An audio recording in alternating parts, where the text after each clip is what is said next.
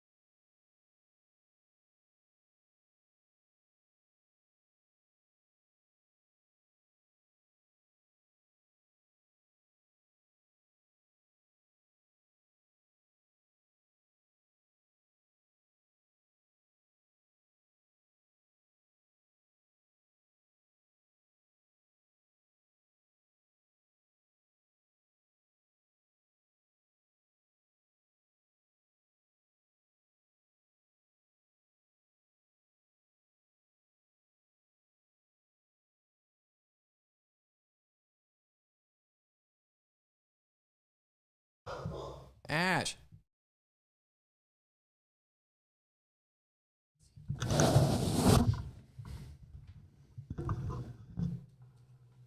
Alrighty, I think the intro will work this time. All right, testing sounds good to me. Yep.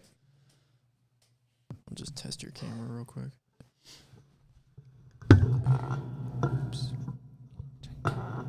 Ideological subversion is the process which is legitimate, overt, and open. You can see it with your own eyes. All you have to do, all American mass media has to do, is to unplug their bananas from their ears, open up their eyes, and they can see. What it basically means is to change the perception of reality of every American to such an extent that despite of the abundance of information, no one is able to come to sensible conclusions in the interests of defending themselves, their families, their community, and their country. It's a great brainwashing process. We know social media companies are working around the clock to combat these disinformation campaigns. The task of identifying every bad actor is immense. And experts agree that new disinformation campaigns are being generated every day. This is a huge problem that's going to keep us from ending the pandemic and might even lead to the fall of governments, as we saw in the Arab Spring. If the solution means controlling and reducing access to information, I think it's the right choice. Yesterday, we saw Facebook get taken off the internet. I don't know why it went down, but I know that for more than 5 hours, Facebook wasn't used to deepen divides, destabilize democracies, and make young girls and women feel bad about their bodies. So, just to kind of give you reference, right? Project Veritas has released many whistleblowers in the past, and of Facebook conveniently censoring, whether that's political opposition, right, or whatever. And none of those got the royal treatment of being asked to testify in front of Congress, and none of those whistleblowers got asked to speak in front of 60 Minutes, right? Conveniently, it happens to be the whistleblower that is actually asking the federal government, which is completely against the First Amendment, to censor Americans All more. of these leaders, they all meet in Davos. They all meet at the World Economic Forum and discuss how to essentially keep themselves elite and make an underclass of the rest of us. And that's what we're seeing come into play in real terms, in real time. The situation is disgustingly out of control. Most of the American politicians, media, and educational system trains another generation of people who think they are living at a peacetime. False. The United States is in a state of war, undeclared total war against the basic principles and the foundations of this system. You are not living at the time of peace. You are in a state of war, and you have precious little time to save yourself.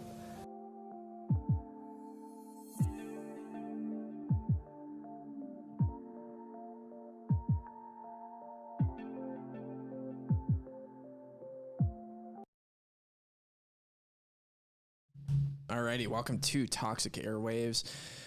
Yep, we're at war. That's what I titled it tonight, and I think it's pretty apparent that the state hates us at this point. If you haven't realized that, you're a complete lemming. These fucking lemmings. Oh, let me turn that up a little bit. These fucking lemmings. But yeah, I mean, we've got all sorts of stuff to talk about tonight. Censorship is right around the corner. They're really pushing it. Hillary, the awful person that she is, was on TV, I think today or yesterday, promoting it. And yeah, we'll get into it. But how you doing tonight, Skeef? Doing pretty good. Can't complain. Nice.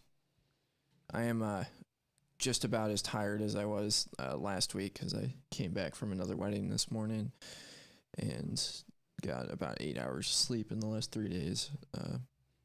You gotta quit having friends that fall in love, man. Yeah. Well, hopefully it's over for a while. No more love. No more weddings. But yeah, it was actually incredible. It was fun. Nice. Good deal. But yeah. So first thing I got on the radar is Jay Stark is dead. Man.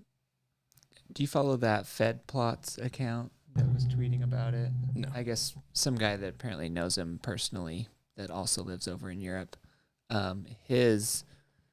I don't know. I mean, it's a random Twitter account. It seemed like he was making sense. He knows a lot of the deterrence dispense guys and stuff like that. But anyway, long story short, his main point was he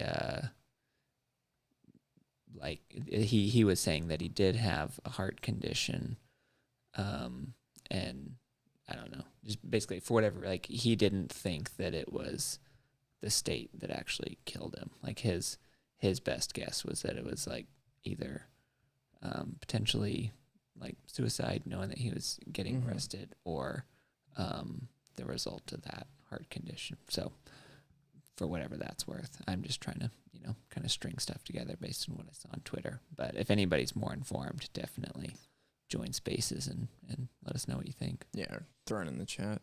I think when it comes down to, regardless, is Jay Stark was a person that really had a lot of conviction and took a lot of risks, living where he was in Germany, which, is not a free state, and, promoting these ideas of freedom. He lived by his motto, live free or die. And ultimately what happened is the state came knocking at his door and he died. And I have a lot of respect for him for that, and it's sad. It's very, very sad, because he's contributed a ton to that space. And but it's inspiring at the same time.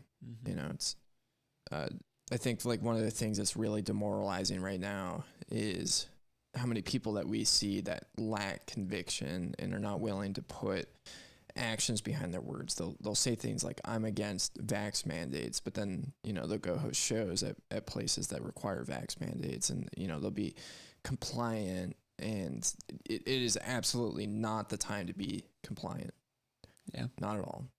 Yeah, I mean, I'm personally, I've been talking to people about this for the last couple of weeks or so, especially, but I'm just coming around to the idea of being very, I don't know, almost like appreciative of not easy, but like how much simpler it is to practice freedom of association now.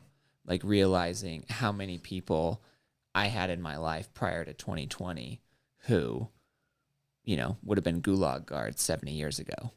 And it's like, these are people I was associating with and spending time with and talking to and just had no idea. And I, like, one big giant silver lining that I see in all this is how much more straightforward it is for us to, vote with our money at places that have values that we respect, vote with our time, spend time with people who have values we respect, and more or less disregard everybody else. If other than politicians, I don't really wish ill on people. I want them to live their own life, do what they want to do. But if that conflicts with what I want, then I don't want anything to do with them. I just want to be in a separate parallel system as much as possible. Yeah. No, I think that's great. And it's definitely good why would you go and interact with people that really hate you? Is what it comes down to. And I think at times it is incredibly difficult. Like for me, my family is very divided on this issue, and I am in a minority, with these people, and they're people that I love a lot, and it's difficult, but, outside of that, in other circles, it is easy, and it shows people's true colors. That is ultimately what's happened in this past, couple of years.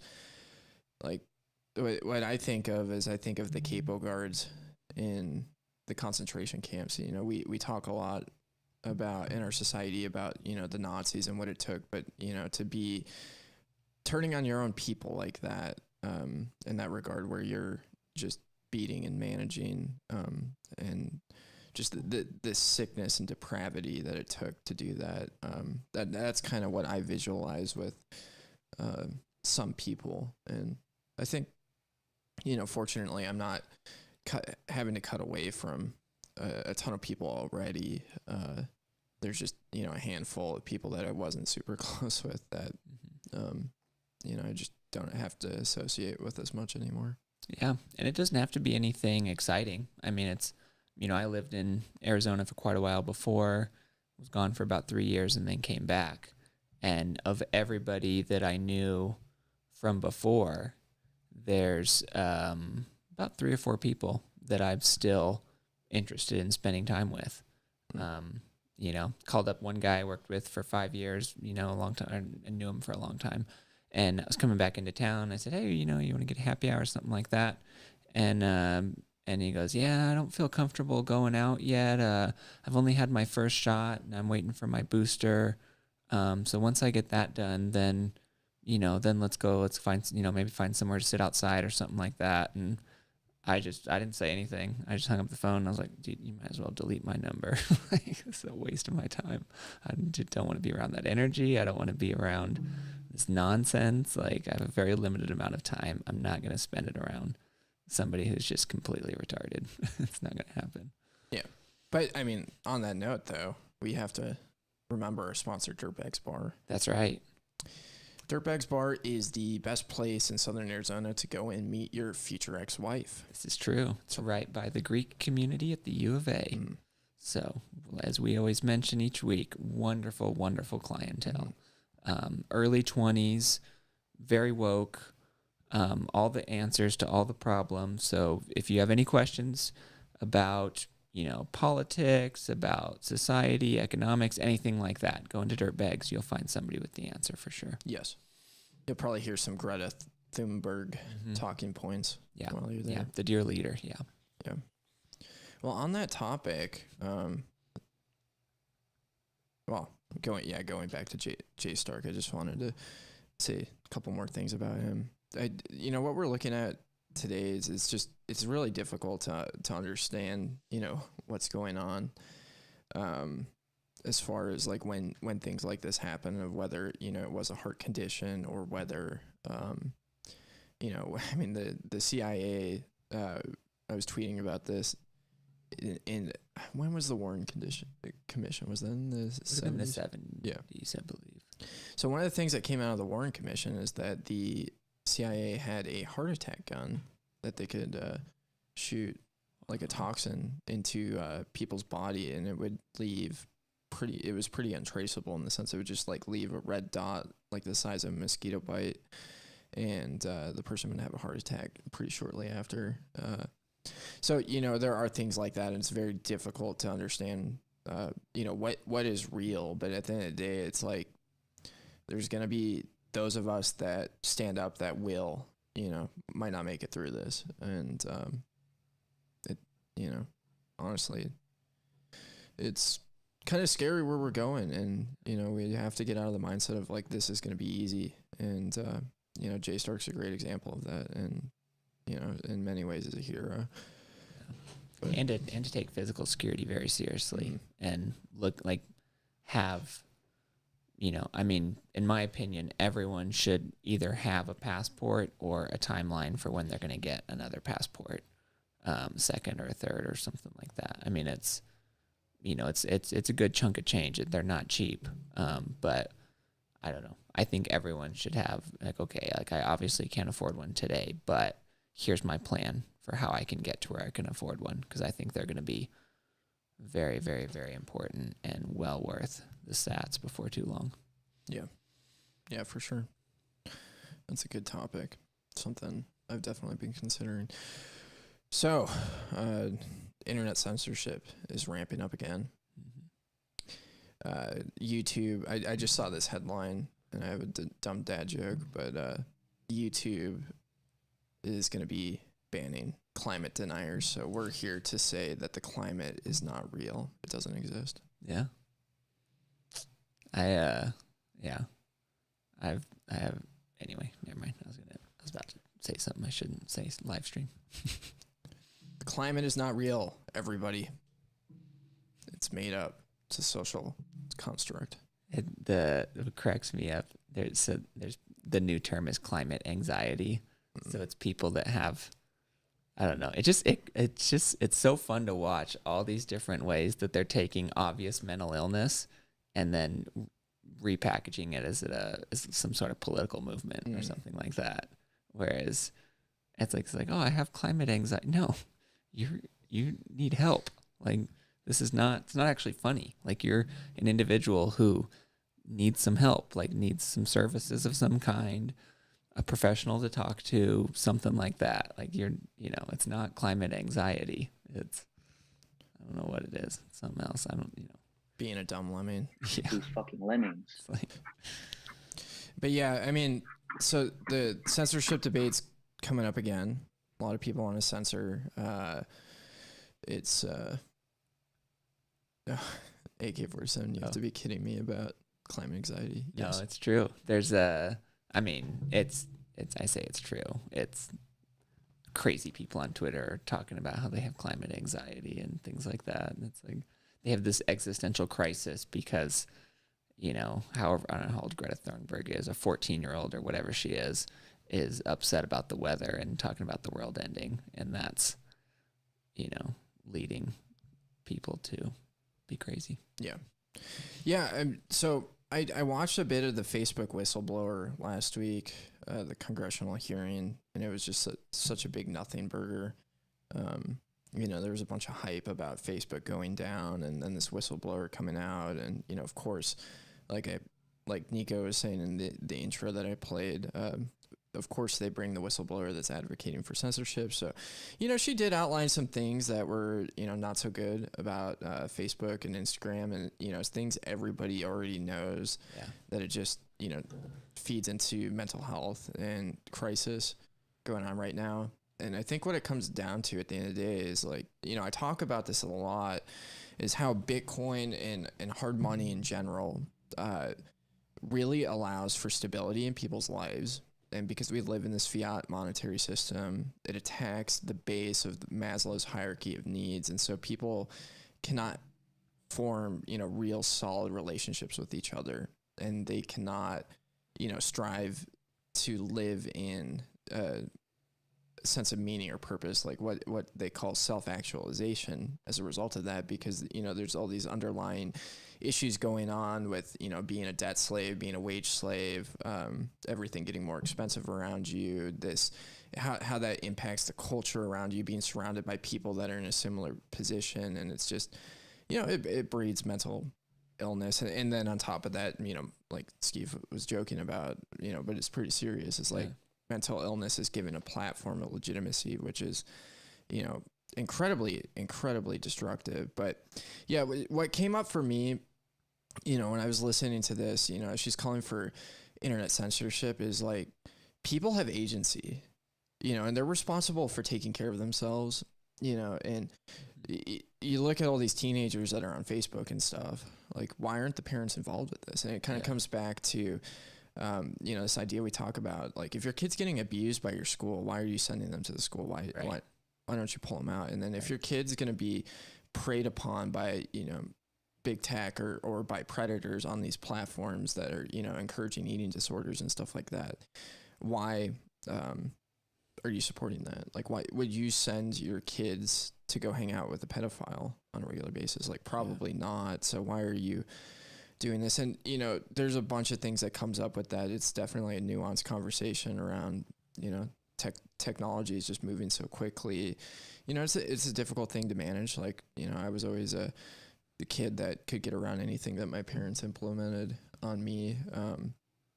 But, at the end of the day, like, we're beings that have agency, and we're responsible. And I think what feeds into this is these kind of, this fiat cycle where you have sick people raising sick people over and over again in dysfunction. And, going back to, like, if you can bring your family into a sense of purpose and meaning, into a higher calling together, strive, like, Skeef, you talk about this all the time, like, trying to build a lasting legacy as a family and bring your kids into that. I think that's beautiful. Yeah.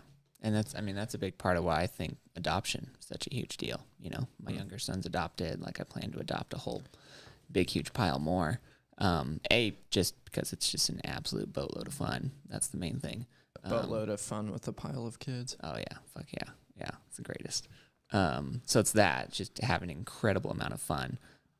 But it's also, like, for me, it's the most tangible way I know of to, and, like, the most effective way I know of to, like, redeem real humans from the fiat system and from all this nonsense, all this evil, like, all this terrible, terrible stuff. It's like, I'm not, as anybody who's listening to this knows, I'm not, not terribly confident in the, general competency of the majority of the population. Like, I view 90% of the population as more or less just completely lacking a mind or anything like that.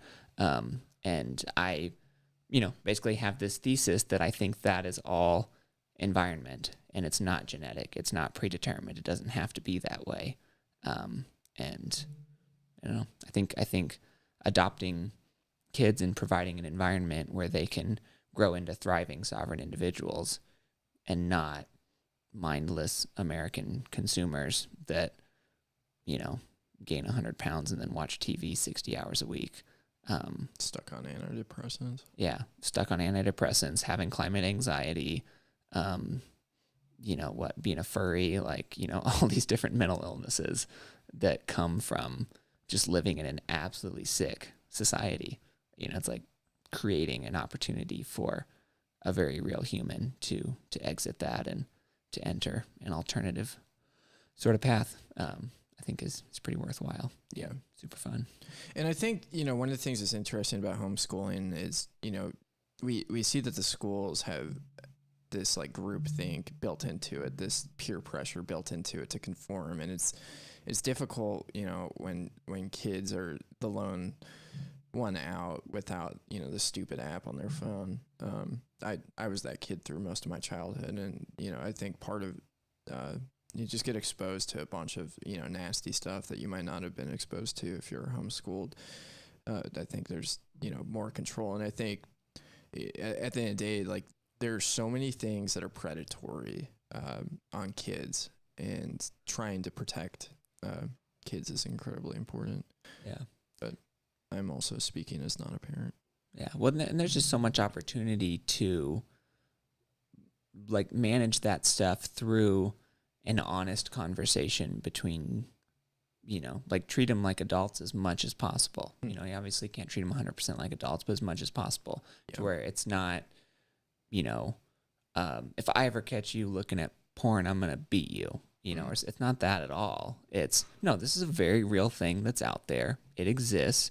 You're going to see it at some point, and there's age appropriate conversations. You're not going to have this conversation with an 8-year-old, but, with 13-year-old, 12-year-old, 10-year-old, whatever you decide the right age is. Like, you can say these things are out there.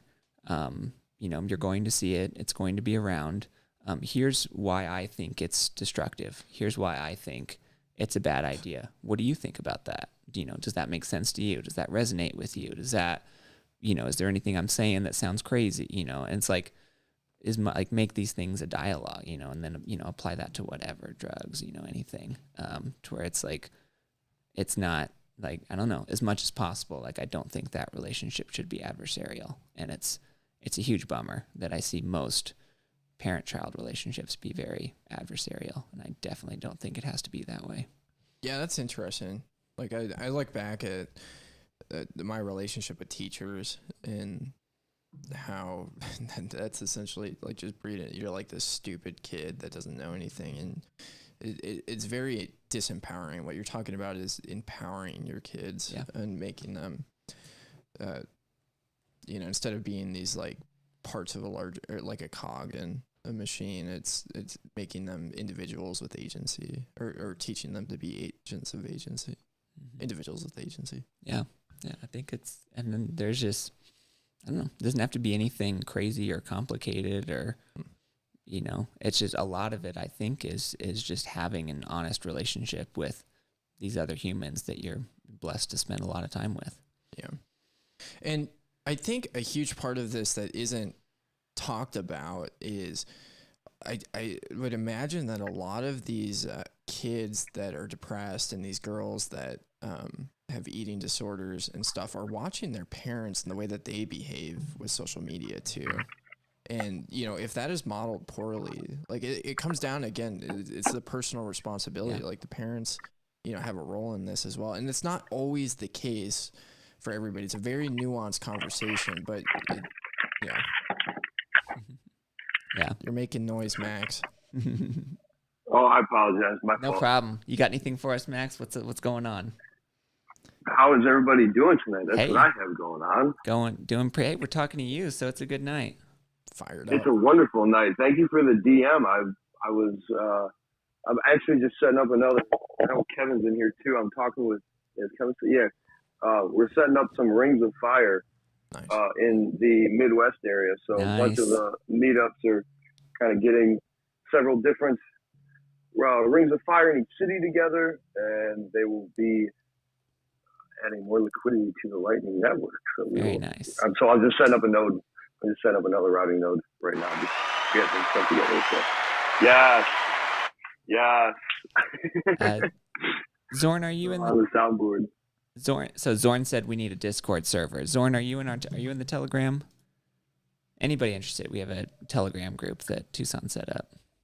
I don't know what exactly Discord offers that Telegram doesn't, but we could certainly look into that for sure. We do have. It's kind of like what. Oh, we do have Discord. Oh yeah, for the book club. No. Oh no, For that was Toxic Airways, Arizona too. Bitcoin. Yeah. Okay. Well, I'm just thinking what Bitcoin I got a question. does. Oh, shoot it. What's up?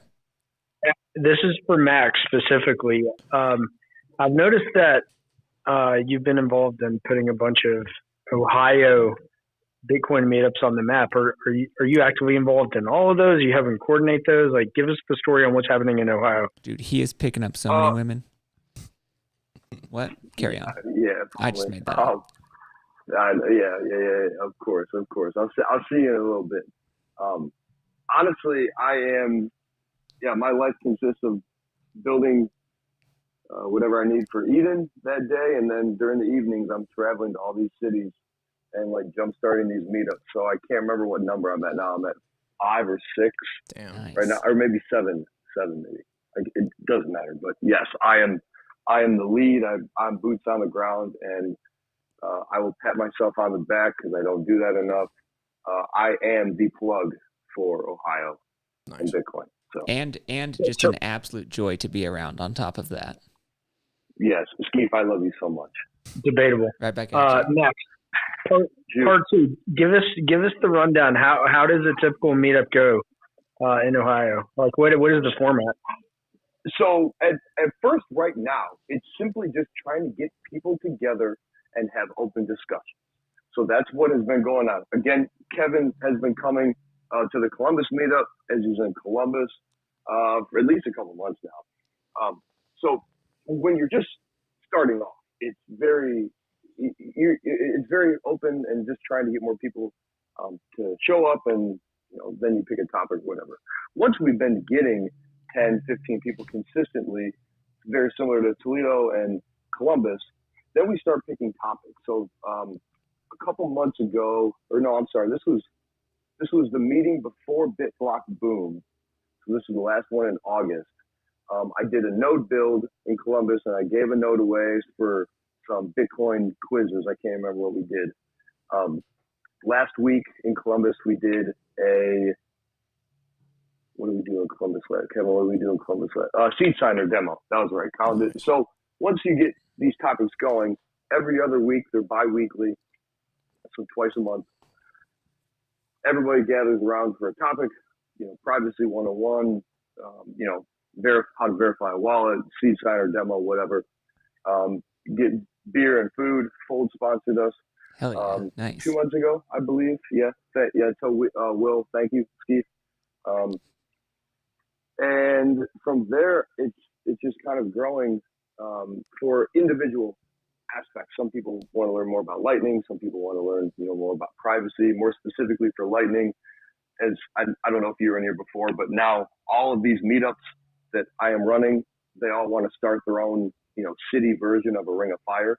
So that's kind of the main point over the next couple of weeks, to get these jump started in the various cities, so we can have, have a Bitcoin or something like that, and channels between people like that. But just the kind of the structure is, first, get people together in a room and consistently show up, and second, pick a week, twice a month topic, what we want to discuss, giveaways, whoever sponsors and stuff like that. So, Nice. That's awesome. long answer. I apologize. No, that's awesome. Love that.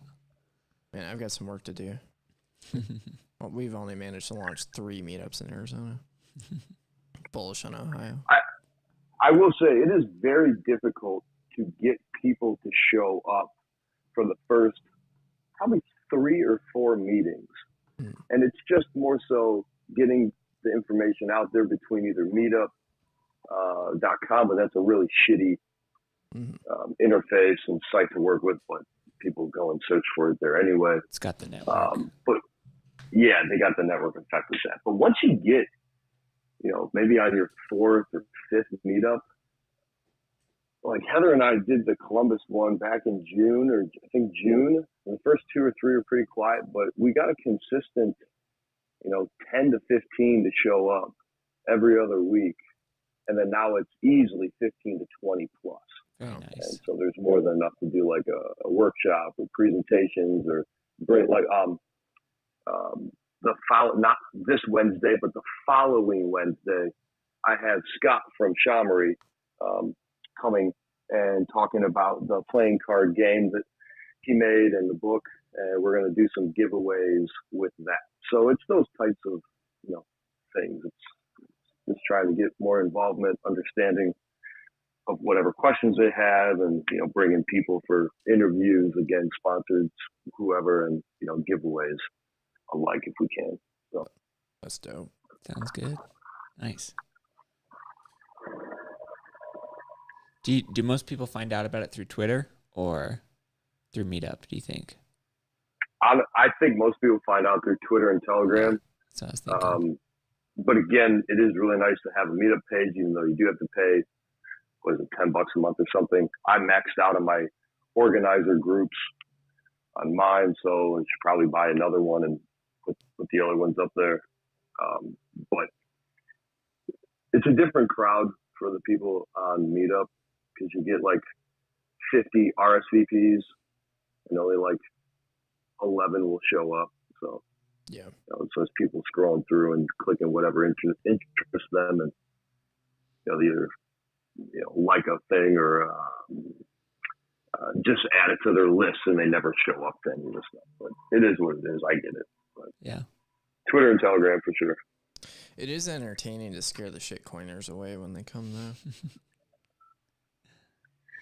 I have a really tough time distinguishing. I mean, I can be, you guys know how toxic we all can be, but especially in these environments, you try to be open and say, hey, we're Bitcoin only. You can bring up anything for context, but please don't, oh, this thing's going to pump, we need to buy it, or, oh, yeah, I've been doing this, and, XRP to the moon. It's like, okay, you're done. Please leave. This is a Bitcoin only meetup. Go ahead again on Meetup. There's tons of other shitcoin meetups for you to go and show whatever Shinobi thing, whatever jig that you're buying. So please leave. But I try to be as respectful as I can. But when you're not, then we just say, get the fuck out. Yeah, like I when I say scare them off, it's usually suggesting that we're here for something more than trying to make a quick buck, and that usually freaks them out. Like, oh, I thought I was here for TA and trading strategies. Yeah. They're like, no, we're here to end the state, buddy. Speaking of TA, the vegan witch, I forget her name. She said something about Mercury and Saturn lining up around the time there's a ETF announcement coming in. So anyway, long story short, 100K Bitcoin by Austin Beefsteak, guaranteed. All right, let's go. Let's see that pump. It's based on planets and speculative news, I believe, is the data source. Nice. Do you have a Glassnode account now? I don't. Man, I cannot believe how much that costs. It's literally costs as much as a brand new S19 is what people are spending on Glassnode. You have to. I was gonna say it's very pricey. Yeah, you have to pay for it. It's $800 a month, and you have to pay for a year up front. So $9,600. Like that's serious? yeah, 96. So everyone with a Glassnode account shelled out $9,600 up front. It's so stupid. Scam. It's like, yeah, you could be running a brand new fucking miner, but But to be fair, if I was running if I had a Glassnode account, I'd probably get on Pomp's show. Well, what used to be Pomp's show? No, he's back. Oh, he is back. Shit. Oh well. So. Yeah, he's like, oh, I can't believe they banned. I'm like, really? Like, you're literally selling unregistered securities. Like, of course they. So yeah, we had I think it was Lurk in our Telegram. Let me pull it up. Oh, those screenshots of his advertisements. Yeah, so They were it was his thumbnail. horrible. Make $1,000 this weekend. It was Big money is buying Solana. Zorn wants to know how many shitcoins circle Uranus.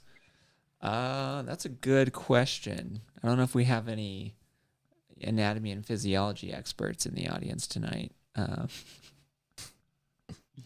He's had Rug Pal on a couple times. Yeah.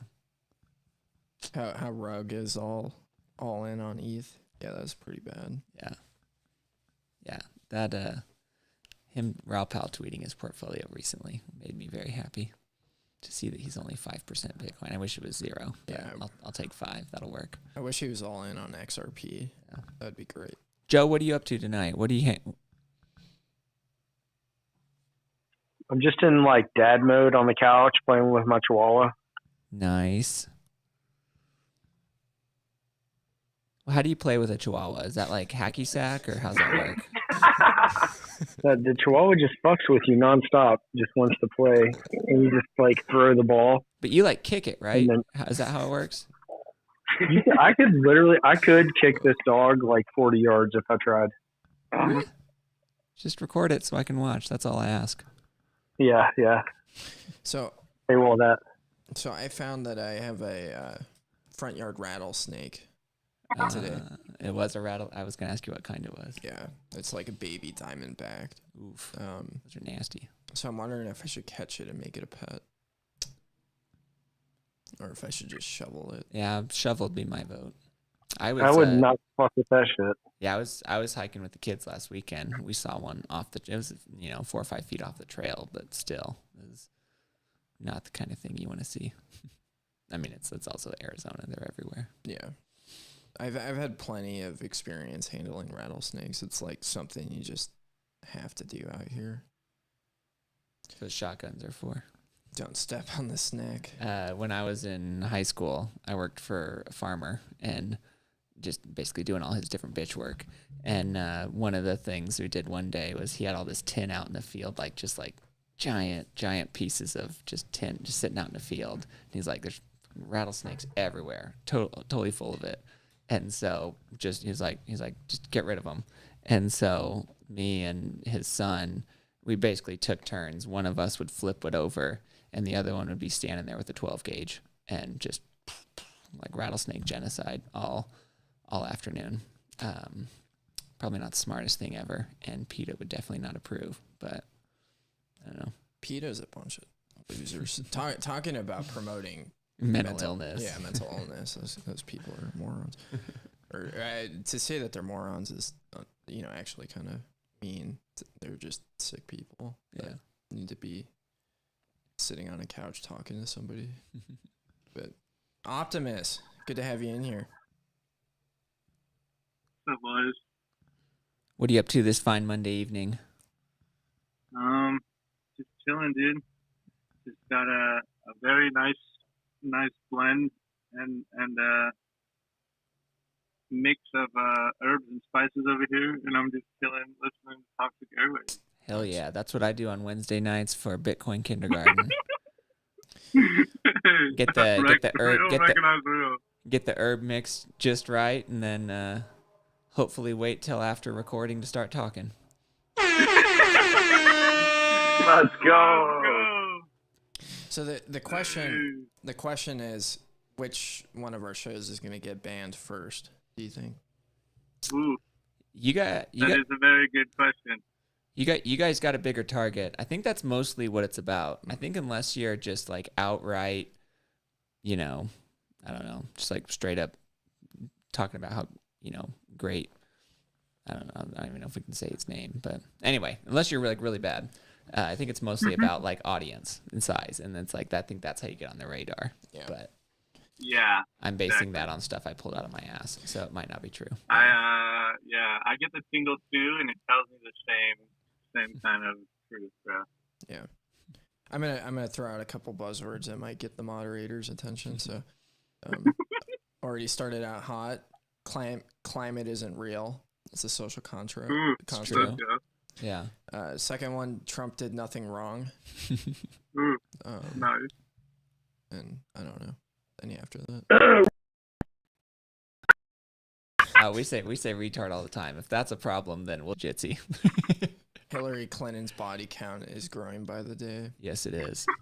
Yeah. Dude, I thought I'm trying to, my current Twitter account, I'm trying to actually make it last a while. And I saw she said something, and I just reflexively tweeted something about hashtag Clinton body count. And I was like, man, is this gonna? But nothing happened, so it was fine. I thought it was maybe gonna get nuked, but This is, so Zorn says men are better women than women. This is something I found kind of entertaining about the libertarian community, is there seems to be a lot of misogyny jokes. about Just in general. Yeah. Well, the thing that I find very strange, and this is not at all an original perspective, lots of people have seen this, but it's just like how much it's almost like I don't know, like especially like the neo-feminists, not the people that got women the right to vote, but the people that are angry and have colorful hair and tattoos and piercings and live in Portland and things like that. Go to Dirtbags Bar. Yeah, it's like that. Well, no, I think theirs is more the Greek crowd. They at least look nice. They're still completely retarded, but they look nice. But it's like it's almost seems like they're the ones that hate women because they're like trying. I don't know. It's like they're making all these false equivalencies. They're making life objectively pretty terrible for women. I mean, I don't know. That was just something that popped out of my head when Zorn, you were talking about that. But Yeah. I don't know. It's very strange. I don't know. Like it's a lot of it's more of like the mental illness masquerading as a political movement. It's very strange to watch because it's like anybody with some amount of competency in life can look at this and be like, okay, this is not a healthy individual. This is not somebody who, wakes up in the morning excited about life. Like this is not somebody who helps out who cuts their neighbor's grass when they need it. Like these are not good people that you want to be around. Well, I don't know. I found it extremely entertaining. I forget who pointed this out, but somebody pointed out how diametrically opposed the feminist and the trans movement are. Oh yeah. And how they're clashing, and it's like these people just eat each other alive, and it's kind of fun to just sit back and watch. And we were talking earlier about freedom of association, being incredibly powerful. It's like, just be around people that don't hate you and don't threaten you. Yeah, and stop funding your own oppression. Yeah, I mean that's the phrase that's been going through my brain lately.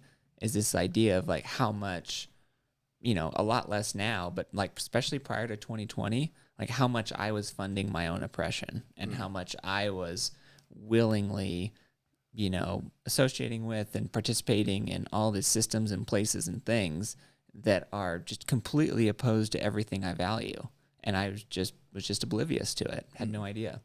And it took, I was reasonably red and orange pilled before 2020, obviously, but that kind of kicked it into a whole new gear of like realizing where my blind spots were and where I was still just totally drinking the Kool-Aid on some bullshit. Yeah, no, I think that's solid. Well, kind of segueing, there was an absolutely amazing event that happened this week, and Scott Horton debated Bill Kristol, who was... God, I fucking hate Bill Kristol. So Scott Horton is, I don't know.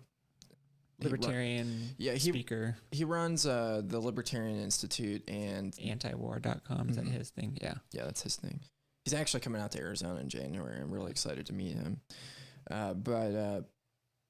Yeah, fantastic guy. Has like an encyclopedic knowledge on neocons and neolibs and the awful things that they've been doing around all the people they've murdered. And Bill Kristol, one of the architects of the Iraq War, duked it out. And I can't believe Bill Kristol showed up. I don't know what on earth he was thinking. Like, yeah, maybe these people like just like live in this world of just complete, I don't know, oblivion because they have the media just standing behind them at every turn. So they think they're like justified, or at least they probably don't care if they're justified or not what they're doing, but they think that they'll at least have some cover for the awful things that they're doing. Yeah, well, I'm sure that guy lives in a massive circle jerk where everybody talks about how awesome he is and yeah, how much better the country is because of all the people he had murdered. Yeah, well, I'm sure Bill Kristol, had to sit on a donut for a couple. He's gonna have to sit on a donut for a couple weeks after that one because he really got reamed hard. It was so fantastic. It's like one of those moments. Yeah, I need to go back and watch. I'll probably pull some clips from that, throw it in next week's intro. Yeah. But yeah, if you haven't watched it, definitely go watch it and throw like the one big downside of that was the event was held at a place that did the whole vax thing for entrance. Oh, really? Negative test. But regardless, like it's probably worth it for Scott to go and just be able to pummel this moron and murder. Yeah. Yeah.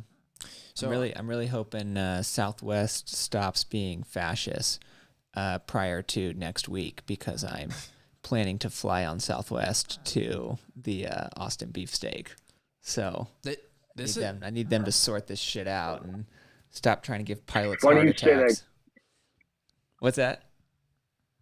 Yeah, I didn't mean to interrupt you. I No, apologize, go but ahead. It's funny No. you say that, because I was thinking the exact same thing. I'm going, I got these tickets, and if these fuckers cancel this flight because of, we're blaming it on COVID. Oh, well, the weather was bad. It's October, people. It's not like you're in the dead of winter, or I'm at least thankful that they're claiming, staffing reasons. So they're not saying why they're staffing reasons, but we know the real reason why, the vax stuff. But this is going to be very interesting, and I hope we can at least make it to the beefsteak. Yeah. Well, and it's another example of how we have time on our side. It's like not specific to the beefsteak. It'd be really nice to get to the beefsteak on time.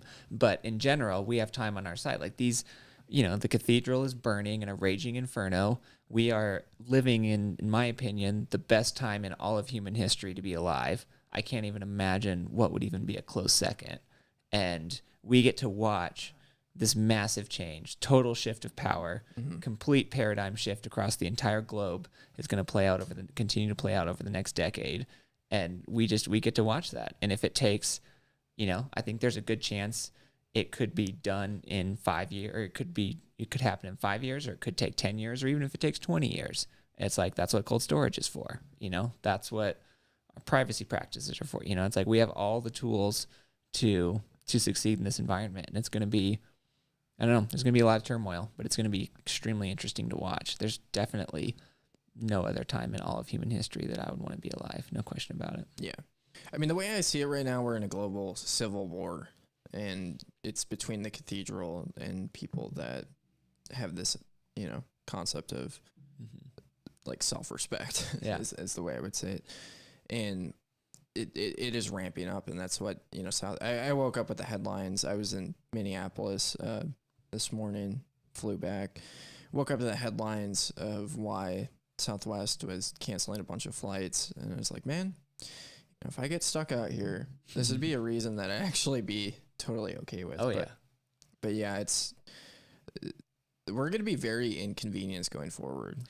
And people are starting to realize how much power they have, which is super cool to watch. I mean, there was the video that blew up on Twitter yesterday or day before, something like that, was there's a couple of guys doing yard work, and some male Karen, what's a male Karen, Kevin? I don't know. Anyway, some just complete walking block of tofu walks up and says, I forget what his complaint was, if they were making too much noise, or I don't know, maybe it was not wearing masks outside. Maybe it was that retarded. I don't know. But anyway, he was upset that they were working. Some guy who, presumably came out of his living room that he's been sitting in all day is going up to harass people doing real work. And and the guy jumps out of the truck and just starts, he's like, are we going to fight right now? Like, I will beat your ass. And the guy's like, starts taking off his shirt. And the guy's like, no, I'm leaving. He's like, yeah, of course you are. Like, why? Like, that's what people are so disconnected. Like 50 years ago, you think you could walk up and talk to somebody like that? Like, you'd get your face stomped. Yeah. And now people think they can walk up with a cell phone and record and just be an absolute jerk off to a couple of guys that are trying to make $18 an hour or whatever so that they can buy their kids some food. And it's fucking disgusting. Yeah. I'm at the point, I'm just so over it, and I'm down to be non-compliant as possible. I walked through the entire airport without a mask on, and up until TSA, and then I had it like right below my lower lip as I was going through TSA, and nobody really said anything to me. But I mean, I think people are tired of enforcing it, and it's really nice because I've seen a lot more people doing this in the last couple months in the airports, where they're just not doing it. And I don't think it's about necessarily being confrontational, because when you're on an airplane, we've seen the videos of people putting themselves in terrible situations, where they get carted off. I'm not sure how important that is, but just these little acts of defiance wherever, and being very difficult to manage because it just wears them down. It just wears them down over time. The mall cops that, feel you up and put you through the machines, after probably the 100th time of like, sir, can you pull your mask up over your nose? It gets tired of it, and it just like, and then on top of that, it gives other people permission because a lot of people just are waiting around, looking for permission to, act defiantly. And this is something that, that I think why they're pushing the internet censorship narrative so hard right now is because they're losing grasp of the narrative. There's all of these protests everywhere. Black Lives Matter is even, protesting. Yeah, they're anti-vaccine now, which is hilarious. So it's just falling apart, and what that does for people.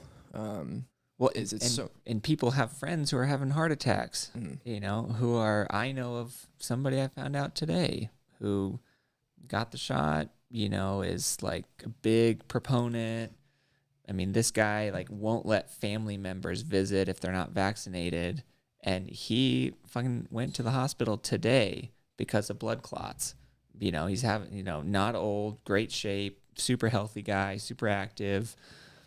Maybe his 50s.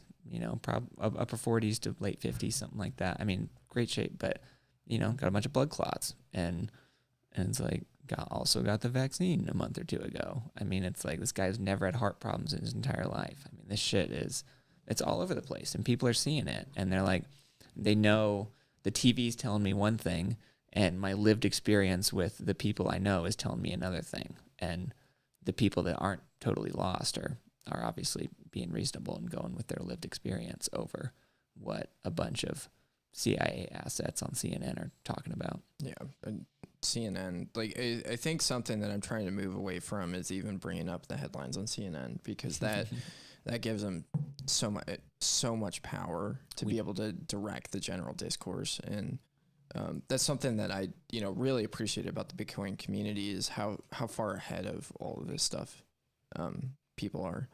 I think that's if you just have a little bit of awareness, you can kind of see where the trajectory is going to go, and it's going to get bad. The internet censorship is going to get really bad, and we'll have to find ways around it. And I think they're not going to be able to control it while kind of go to our separate corners. Like, Skeef and I were talking about, like, if we have to, we can just do the show via Jitsi and record it that way, and, be able to include the people that, need to be there.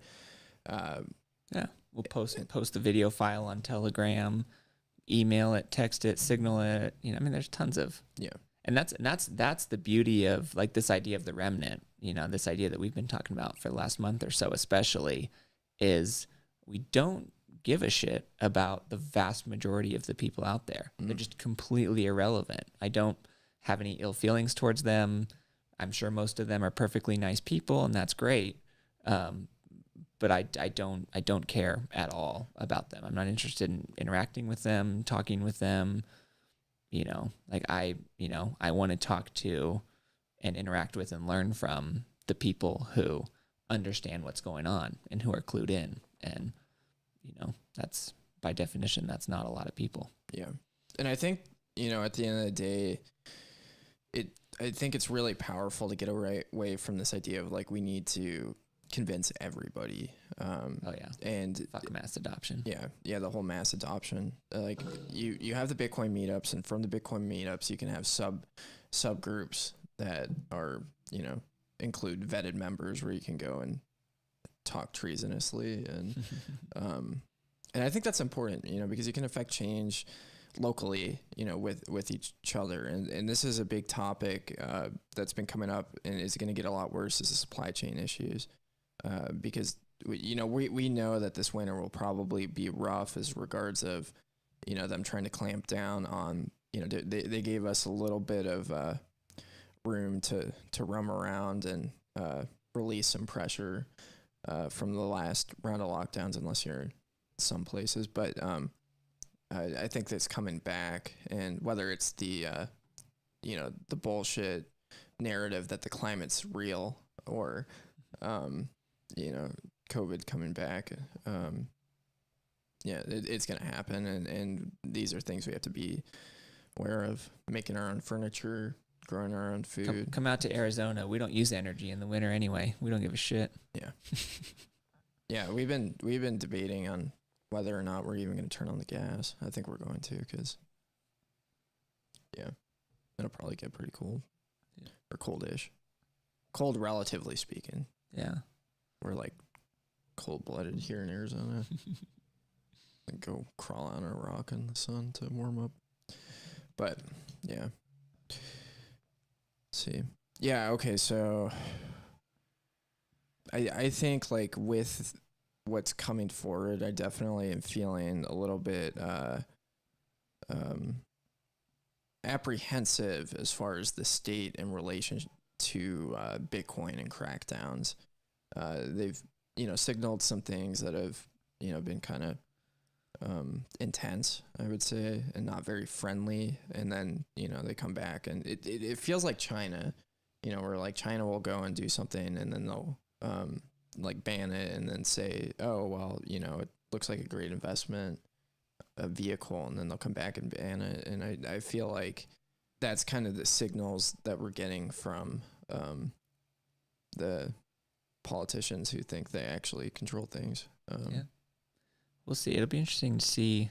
Yeah, it'll be interesting to see how it plays out. Like the more of this division and turmoil there is, the more opportunity there is to, like identify these individuals that we're looking for. The more turmoil there is, the more people who are, that intolerant minority, remnant, whatever you want to call it, the more they stick out, and the easier it is, for us to identify them. Other people might not be able to, but yeah, and I think that's awesome, and we can reach out to and save and help individuals. And I mean, that's, we were talking about adoption at the beginning of the show. Like that's a big, to me, like a big point of, or a big part of adoption is, like a person saying, I can't fix, the state of how kids are living today, but I can fix the world, for one kid or two, or, however many, or 10.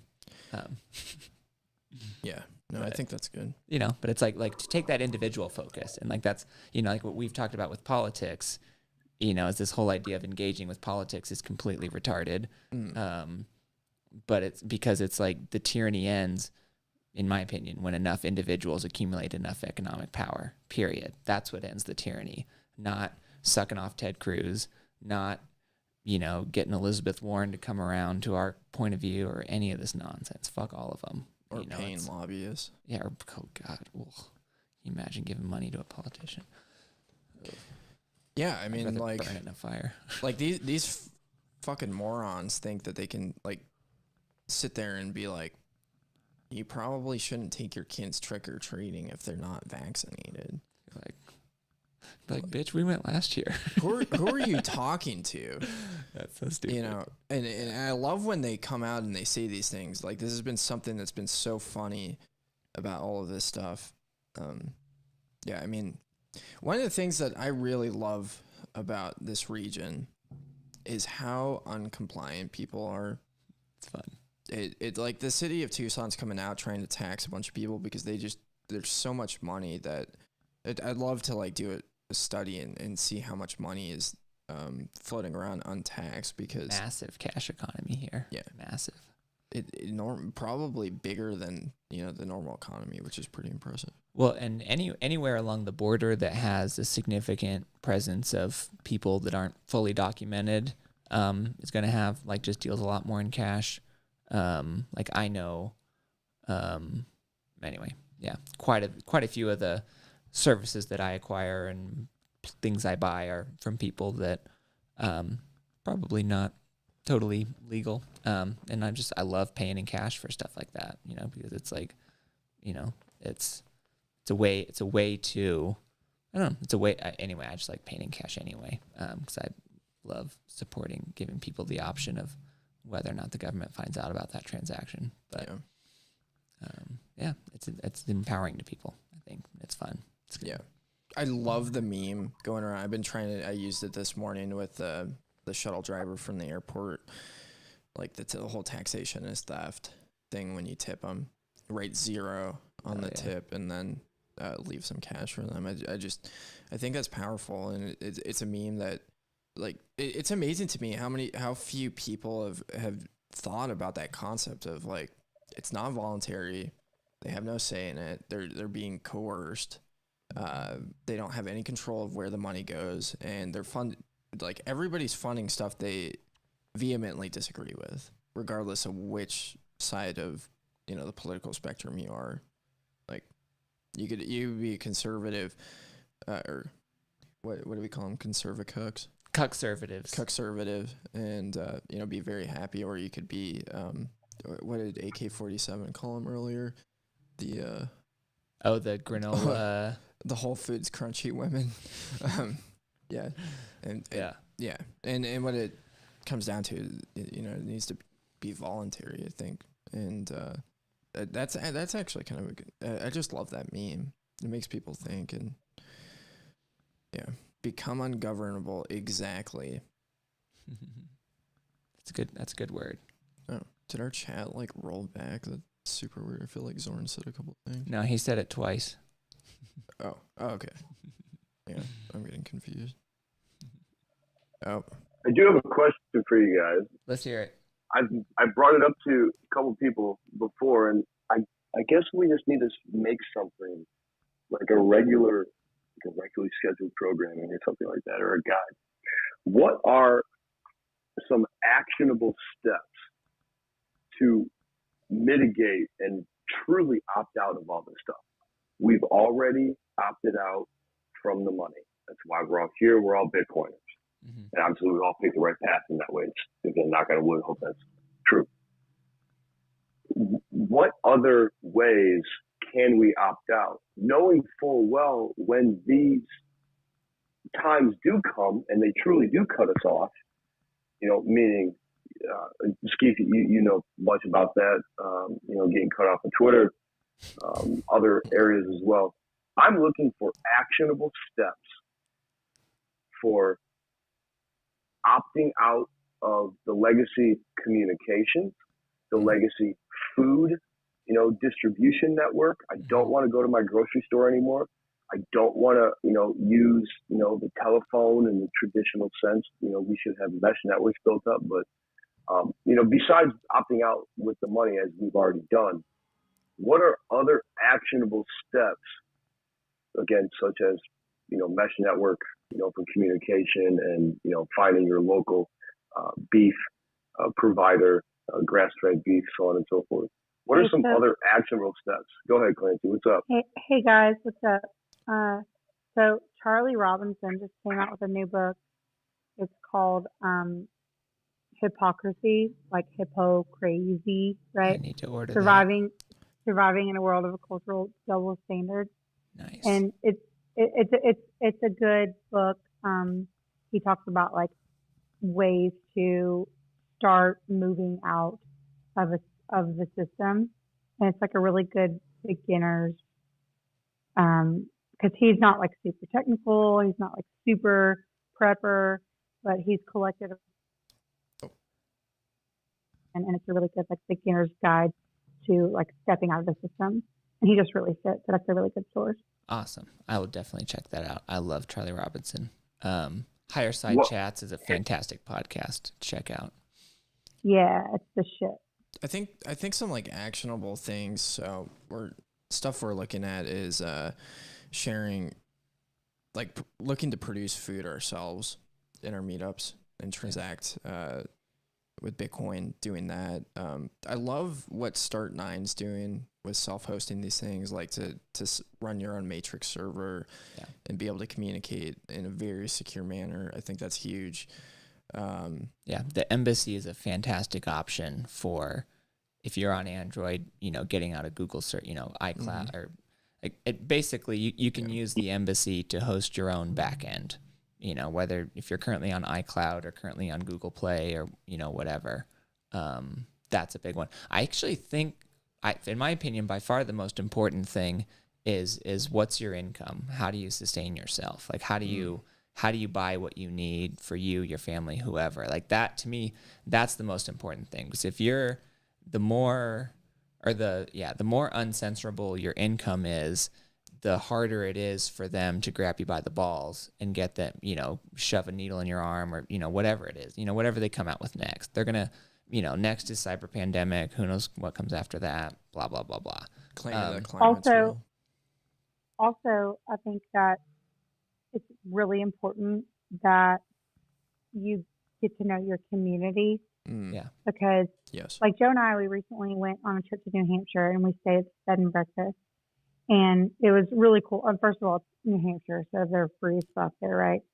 But everything that we ate there, the bacon that we ate was sourced from the farm next door, and the eggs are from the farm on the other side, and they provide the maple syrup. And basically, like, you don't have to do everything, because if you have a community and everyone's doing something, and you're all connected, you're going to have your resources around you. So I think that's something that's really important. Yeah.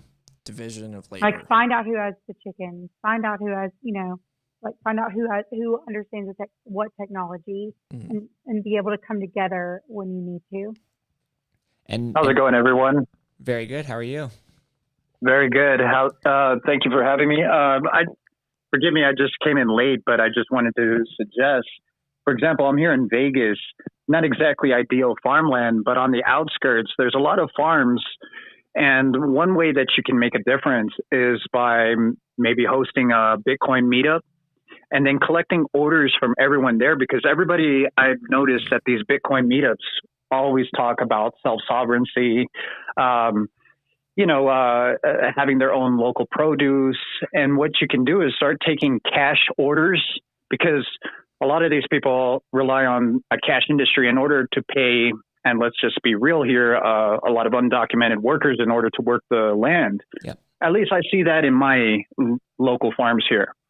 And so by taking cash orders and, following through with what you promised them is like, hey, I got 5 people, I got 4 people, here are the orders for a cow. You can even gain some experience here in slaughtering and butchering, which I went on my first slaughter the other day. And this was a couple years ago. Actually butchered the cow, got to bring home free meat because I helped out someone else who had purchased the cow. And lastly, I'm just going to suggest that if you buy a deep freezer and actually go to one of these local farms, buy half a cow, buy a whole cow if you can afford it. Yep. Go in with other people, and you'd be surprised just how much money you can start saving now. And that meat will keep for a very long time. Don't believe that myth, as like Ephesians even suggested. Meat is good way past the 6-month date or whatever like that, especially if you get really hungry. Yep. Thank you. Yeah. Love it. Co-sign all of that. That's fantastic. Thank you. Thank you for sharing that. Yeah, I've a while ago started taking my kids' night. We do lunch every Sunday at the farmer's market, and pretty much the only time I go to the store now is to buy whatever I need that I can't find at the farmer's market. And it's a little bit more, but it's about, for me, it's about, being fortunate that I'm not counting pennies, when it comes to food and things like that. And so just kind of taking that blessing that I found myself in and, using it as an opportunity to enact the principles that I care about and that I'm interested in, and to spend money with people whose values I respect. So, yeah. I mean, the lady I buy beef from texted me a new bone broth recipe last week. That's pretty cool. Yeah, that's fantastic. Yeah, one thing I think, that we've started right off the bat doing is collecting all of, Bitcoiners that own businesses and kind of referring people to that. And so, I just started selling T-shirts, and immediately somebody reached out to me, is like, hey, you've got to meet these people in Sierra Vista, that have a T-shirt business. And I think, creating that network, so many different ways. And I think, the Bitcoin meetups are a great way to build that. I think, we should be considering like vetting individuals and creating a subgroup outside of that, ultimately. But I've, really felt encouraged by other, liberty oriented groups in my community that I've, went into and been a part of, and it brought my knowledge of Bitcoin into people that are predisposed, that have read Mises and Rothbard and kind of get it a bit more than others. And I think not there's a lot of, like Skeef was saying, there's a lot of people out there that are scattered, like ANCAPs tend to be kind of loners and not collectivists. And so you just kind of have to get out there and look a little bit. And, in Isaiah's job, that this is the, the promise that the author made was like, the remnant is there and you will find them, or they will find you, as long as you're out there doing things. Yeah. So, yeah. If anybody else in Spaces has success stories, I would love to hear about that. Like I didn't catch the username of the gentleman from Las Vegas, but that was fantastic. That was perfect. Brave New Order Films. Okay, cool. So Zorn in the chat says, we started milling our own wheat and dropped the price of a loaf of bread to 90 cents a loaf. Wife has made fresh sourdough every second day. Man, Zorn is on it. Zorn is, yeah. That's 90 cents Canadian too. So, which is vacuum packed wheat also stores for 15 years. Ah, good deal. Come on, ANCAPs, group up a little. We need a team. We need a team photo. No photos. If you're ever in Phoenix, go to Classic Crust Pizza. If you're a carnivore, take a cheat day and eat some pizza. They'll you can pay over Lightning, and it's good. Yeah, good Bitcoiner. They host a bunch of Bitcoin meetups. Classic Crust Pizza, Phoenix, Arizona. Nobody knows what you're saying because no one can understand you. No, Clancy, I checked. The sound is better this week. Yeah, it's definitely better. Yeah, you're just lying to yourself. Then how do you know what we're saying? What? I set myself up for that.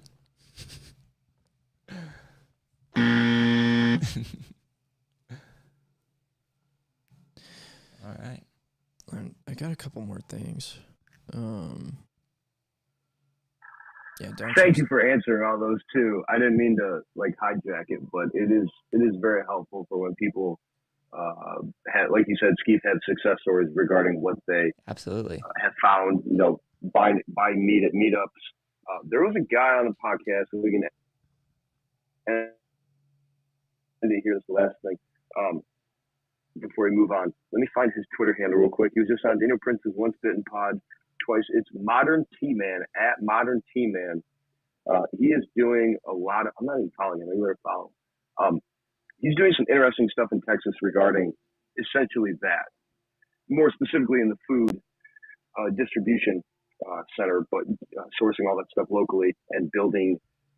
You're going to have to listen to part 2 of the episode. It's the most recent one on the Once Bitten pod, but it's a it's like Texas Beef Institute or something, where they kind of have a network of sovereign individuals simply buying beef from the suppliers and slowly growing within that 60 to 80 mile radius. So, but just a thought to add from someone, another actionable, person doing something like that. But thank you for answering all the the questions and the success stories. Yeah, no, thank you. That was fantastic.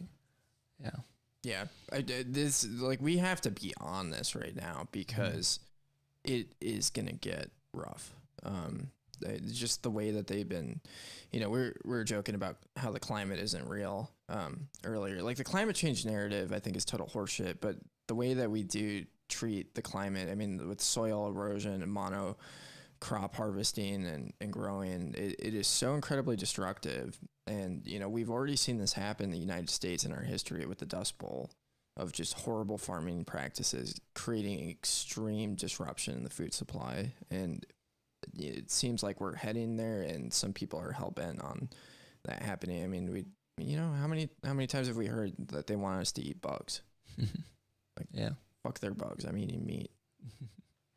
Yeah, if I could also make another suggestion, if you have any questions, a lot of these homesteading communities are kind of insular, especially when it comes to obtaining raw milk, which is crazily illegal in many states.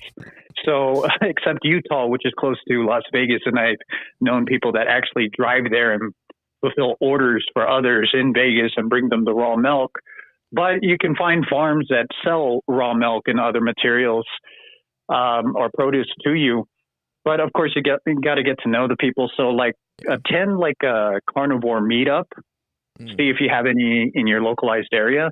Get to know the people. Go to several meetings, and eventually you might get a plug. Yeah.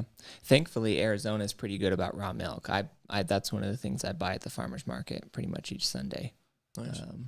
Just got some more yesterday. Imagine actually. going to jail for raw milk. Damn. It's so it's like you think like pot being illegal is the most retarded thing they can do, and then they just ban a certain kind of milk that hasn't been boiled or what, and now it had all the nutrition removed.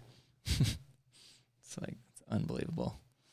I think the concept of going to jail for not paying taxes is hilarious, because you cost them more money. Yeah, you essentially like for not paying taxes, you go and sit in like unless they really really get you, you go and sit in a fairly like leisurely prison, on the taxpayer dime. And then if you have your Bitcoin stored correctly, then when you get out, it's probably increased. Forced hodl. Yeah, forced hodl. Zorn says we feed the bugs to the fish, then feed the fish to the men. Come on, NWO, it's not that hard. I like that attitude. Yeah. I like that. Yeah, so my girlfriend went to she's in a band, and one of the band mates has a sick house set up where he has like an 8-foot deep aquifer right in the middle of his living room that acts. Yeah. So like nice. The roof collects rainwater and pumps it down into this giant pool that acts as a cooler. And he has a goldfish that is 8 years old. Interesting. That just one single goldfish that just keeps it clean. What? I need to learn more about this. Yeah. Wait, I don't get the goldfish part. Well, you need something to eat the algae and stuff, I guess. So you're not like chlorinating it or something like that. Yeah, goldfish will get huge. They're carp after all. Yeah. Hey, when it comes to eating bugs, I just wanted to point out that prior to World War II, lobster was considered poor man's food, and nobody wanted to eat it. And only because of the rationing did it become more popular, and then everyone decided they like it, and now it's considered rich man's food. Interesting. Scarcity. That's fucked up right there. When the state goes bye-bye and we finally succeed in ending the Fed, and all these stupid subsidies go away, maybe soy and corn will be that way. Yeah. What about them crawdads? Anybody eat them? Yes, sir. You bet your ass. Do we have crawdads in Not Arizona? here, but No, we do in the Black really? River. You have to go up north a little bit. I mentioned it earlier. All through high school, I worked for a farmer. He was a rice farmer, and they would have crawfish in all the ditches out in the field, like everything, and then that was just another way that they made money. And so did lots and lots and lots of traditional crawfish boils out there. It's a good time. I haven't drinking milk for probably 10 years, and maybe I should go jump on the raw milk train just to another act of. Pretty much never drink it. The only reason I buy it is because the kids like milk, and I don't want them drinking that garbage from the grocery store. Yeah, that makes sense. Fucking love milk. Milk. So fucking yummy. I don't want to live without milk. Yeah, I'm not opposed to it. I just don't. I don't know why. I've never liked it. Joe's an old man. He drinks milk every night before bed. Ooh, is it warm? No, but he's moving in that direction really quickly. Does he rub his belly after each drink and talk about how it? I don't know. Like, helps. So are you asking if he's Santa Claus? No, just if he. I don't know. I'm trying to think of stuff old men do. Oh, wears black socks with his chacos. Joe has chacos? Yeah, but only when he Nice. has socks on. I'm a Chacos ride or die. People on the YouTube well, I'm not gonna stick up my foot, but I'm wearing Chacos right now. I'm a big fan of Chacos. You gotta get a good Chaco tan and flaunt it with pride. Yeah, this is the way. It's Latinos wear chanclas. What? Chanclas. It's is it sandal in Spanish, or is it just like the generally recognized? Yeah, it's term? sandals. Sandals, yeah. But old sandals that like where the Yeah. Optimus, you're Mexican. You wear that? These people on the YouTube live stream can see my chacos. Had these for, let's see, I got it. Oh, holy shit! Probably 12 But or, your 12 mom or 13 beat your years. ass with your chocolates. I'll tell you that. Yeah, Optimus, you got beat with chanclas. You already know. Yo, bro. dead ass. Oh yeah. No, I grew up mostly in South Texas, not terribly far from the border, and I never got beat with chanclas, but I certainly had a lot of friends who had chanclas thrown at them, smacked on the back of the head, that kind of stuff. Yeah. Another actionable thing that just popped in my head that I think is really, really important is to be on BTC Kindergarten on Wednesday nights. Oh yeah, that's a good time. I mean, other Optimist is still on, right? Yeah. Yeah. Other than Optimist, everyone on there is just fantastic. Great group of people. I can confirm that. Yeah. Well, I make a point to never talk shit behind people's backs, so I had to make sure you were still on Spaces. Yeah. Well, yeah, go fuck yourself. All right. Get in line. Yeah. Like a hyena. Yeah, no, I'm a huge fan. It's like one of the highlights of my week, for sure. Fun crowd. It's yeah. I think meme takeovers are the best because it's just constant stupidity. Yeah. It's just pure. It's just pure Bitcoin signal stupidity. It's fantastic. And you don't have to smoke weed before Bitcoin Kindergarten, but I recommend it. Yeah. There might be someone smoking weed on every intro, but I don't know. We'll see. Keep it going. Maybe I should add a bong rip sound to our soundboard. Get the the bubbles or something. We have a real life one. His name is the Hobo Hodler. Oh yeah, that's right. Yes. Yeah. So I kind of ran through our topics. I'm trying to think. I had one pop in my head. Ask the crowd. What do they got? Yeah. What are your guys? Got anything else? Anybody out there hear anything they disagree with? They want to tell us we're wrong about? We're also very open to that. Any climate believers? Wow, man, let's not go that far. Climate's a social construct. It doesn't exist. Space is a psyop. It's all fucking lie. Yes. Yeah. Wait. And say space? Yeah, bro. Eddie Bravo from the top rope. I love Eddie. I was listening to this. I can't remember which podcast I was listening to, but there was a historian on there, and he was talking about how if you look at the climate and throughout history, throughout the cycles of like the economic cycles, throughout like the Great Depression, and throughout the climate's constantly fluctuating, right? Mm-hmm. And depending on the climate, it depends on the crop and the cycles of the crop, which directly feeds the economy.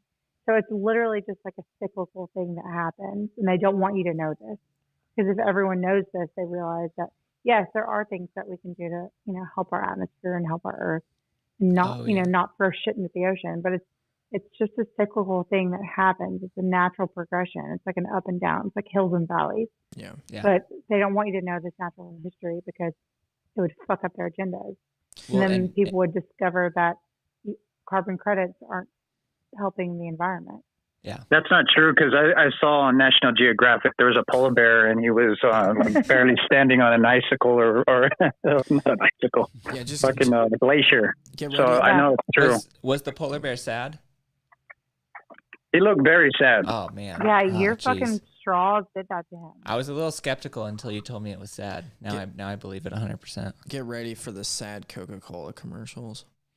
How Coca-Cola. And then when you add that "In the Eyes of an Angel" song, Oh yeah.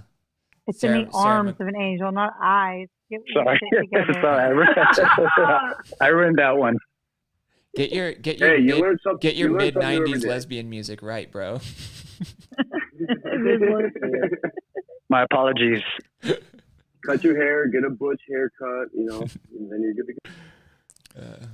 So Zorn says, haha, don't post all my comments, just talking shit in chat. So I made sure to throw that up on the screen. Yeah. Yeah, no, this is something that drives me crazy. So there's a really awesome regenerative farming movement happening in Arizona that successfully chased out Monsanto, which is no small feat. And one of the things that they were talking about was, you know, generating local rainfall, and how a lot of things that we do is so incredibly destructive. And, you know, our entire region has been in a drought for a long time, and it's getting kind of dangerous to the point where we very well could see water wars between Nevada, you know, California, Arizona, and that could escalate. What the fuck is a water war? Well, when there's no water, or very little water, it's very scarce and not enough to go around. It could turn into, you know, some pretty intense battles. There's actually a great documentary called Blue Gold World Water Wars. It's almost a decade old at this point. But that's exactly what it's about. Yeah. And it's interesting to, you know, to look at that and look at like these stupid things that they're doing up in Phoenix, and, you know, even in Tucson, where they're just building these suburban sprawls, and kind of looking at how that could impact, you know, local rainfall, how, you know, they focus so much on, you know, carbon emissions and things like that, but they don't talk about like the pesticides and, you know, other farming practices that are actually problematic and unhealthy. And I was listening to Fireside Chats. Yeah, and that's Charlie Robinson. Yeah. Higher Side. Or yeah. Higher Side Chat. Mm-hmm. Because it's THC. Yes. Is his beautiful. abbreviation. And he had a journalist come on that's followed Monsanto, and, you know, one of the things she was talking about is like 40% of people are going to develop cancer, probably due to these pesticides that they're using. And heart disease did not exist 120 years ago. Yeah, and now they're finding they're finding Roundup in rainwater. It's gotten to the point where it's penetrated every crop, every rainfall, every rainfall puddle. It's even in like your baby food, your baby's food. There's just traces of it everywhere, and it's literally what causes cancer. There's a direct tie to non-Hodgkin's lymphoma from direct exposure to it, and it's in our fucking rainwater. Yeah. Well, I don't worry about none of that because I got a big Berkeley water filter. Does those? I actually haven't used one of those. Are you pretty happy with it? No, I just wanted to use my Alex Jones accent. Gotcha. Oh, so you actually don't have a water filter and you're gonna die. I get spring water. I make sure to buy all I buy all the supplements on InfoWars, and so I think I'm good. So what I find really sad about the Roundup thing is they know that's a problem, okay? But how they change it is they weaken or they change the compounds in Roundup. And I still have like a couple of yards that I cut and take care of for some people just to pay some fiat bills. And we've noticed, like, at least just from my parents and stuff, but it's clearly a hell of a lot weaker, you know, for just regular weed spray than it was 30 years ago, or, you know, 50 years, and then obviously 10, 20 at that point. But you would think they would look at that problem and say, oh, wow, we're causing cancer. There's clear, you know, direct correlations. And they choose to weaken that product instead of just saying, well, why don't we just stop doing that, teach people how to maintain the fucking growth the proper way, and so we can get rid of the exposure in our water supplies. It's a classic thing as well, how much Xanax is in every glass of water. It's like 1/10 of a microgram or something, just for all the people flushing pills and stuff like that. But they're also paying off scientists and their peers, so they each can fact check and peer review each other's reviews on all of these chemicals. So there's like the journalist that came out. She wrote for like have y'all heard what the company that makes Roundup did to the journalist? How they like fucking gang stalked her, and she came out with them, and she's suing them, and she won the court case. Is this the Because one they were that- literally paying off all of these scientists to do all these peer reviews. So then now all this information's out there saying that this stuff is okay and it won't hurt you. You can literally eat it, and it's literally killing everyone. No, You know, if I can recommend somebody. Oh, sorry. Go ahead. I was just gonna say these people have a moral compass that makes Charles Manson look like a missionary. Like it's like Charles Manson only killed a few people. Like these people are killing millions. It's Charles Manson was fucking CIA. Charles Manson. Charles Yeah. Manson was brain controlled anyway. He's had the side note had the same CIA psychiatrist as Jack Ruby, who shot Lee Harvey Oswald. So look into that one. And it kind of and the mind control scientist visited him in his prison cell like 20 times in like 6 months. And got Jack Ruby, like right before Jack Ruby was supposed to start testifying in court, and then at the Warren Commission, I think Dr. West was his name, goes and visits Jack Ruby. Jack Ruby has a complete mental breakdown like 48 hours later, and then is just a blubbering, completely insane lunatic. Quote, mental breakdown. Yeah, well, yeah, they pumped him full of something. I'm sorry, I didn't mean to cut in, but if I could suggest anyone, it's Elizabeth at Health Nut News. Okay. But she was documenting the death of a lot of naturopath healers, you know, a lot of shamans, leading up from 2015 all the way to 2019 when they really turned up the heat on them. I mean, we had people that were just like seated outside a cafe, and suddenly a random drive-by would take out a very prominent, you know, natural pathologist. And so that was really crazy. And to me, it was the preparations, knowing that we were leading into this COVID-19. Yeah. It's just, it's so sick and dark.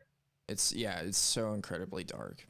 It is. But she was gang stalked like crazy. I remember she uploaded a video of her phone just going wild, toggling through all these numbers and then typing random messages. So it happens.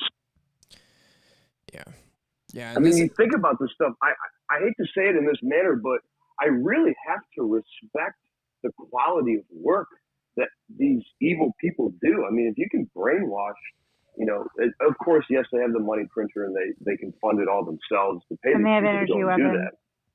They got energy weapons. They got all that shit, whatever else it is. But I mean, man, if they really want you, and that's why I keep asking, like, all right, guys, I love sitting here and talking and stuff like that, but I really need a group of people for true actionable steps to say, we got our own guns. Rest in peace to Jay Stark, the guy that designed and built the FCG-9. Yep. You know, we need our own communications, mesh networks, and ham radios and stuff. Yep. You know, when they want you, they're going to get you, and you are fucked. And just as everybody is walking around with a remote control or with a tracking device in the pocket, what we're all talking on. But I mean, these people are extremely skilled, especially if they want you, if you're a target.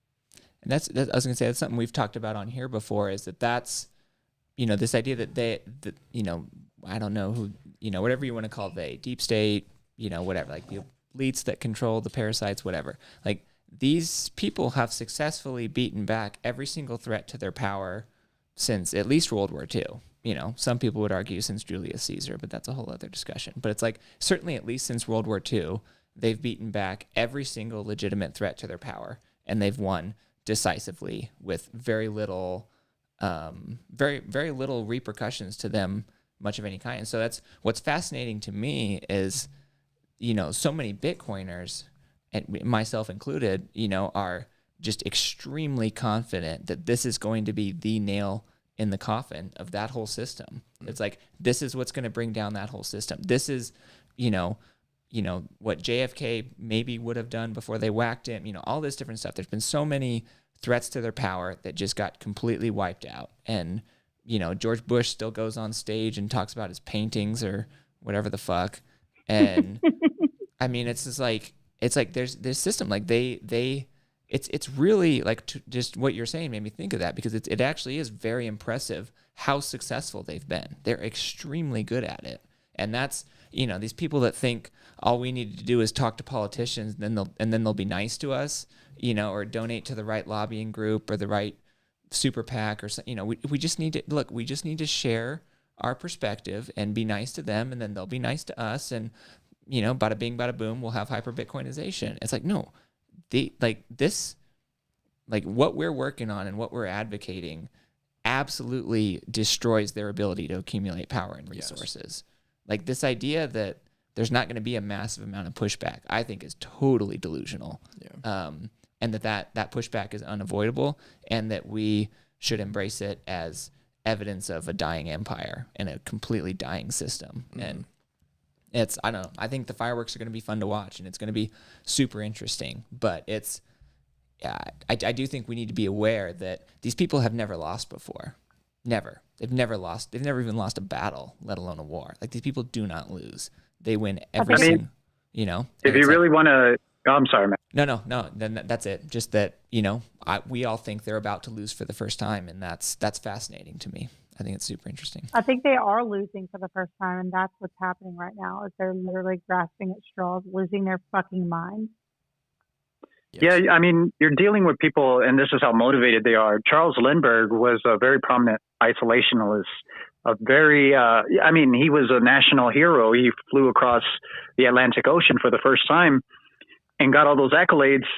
And he was so outspoken. And one day his son just disappeared, and they found his body headless. I mean, they're ruthless. Yeah. Yeah, and it's hard when you talk to people about that don't believe in conspiracies or don't believe that these things are organized. You have to remind them that they are using an empathetic mind to view the world. And the people that are doing these things are psychopaths. Mm. So if you are trying to view the world and you have feelings and you're empathetic towards the person next to you, no matter if you know them or not, you have to shift your perspective. And it's really easy to wreck someone's life when you have no feelings. Mm-hmm. So it's just a group of fucking psychopaths who don't have any morals, who have no moral compass. And so they have to give people the perspective. That's why I tell people when they're like, who cares? Like, why would someone do this? And I'm like, you're thinking from you have your moral compass is like due north, and theirs is the exact opposite. You have to get them in a completely different mind, frame of mind.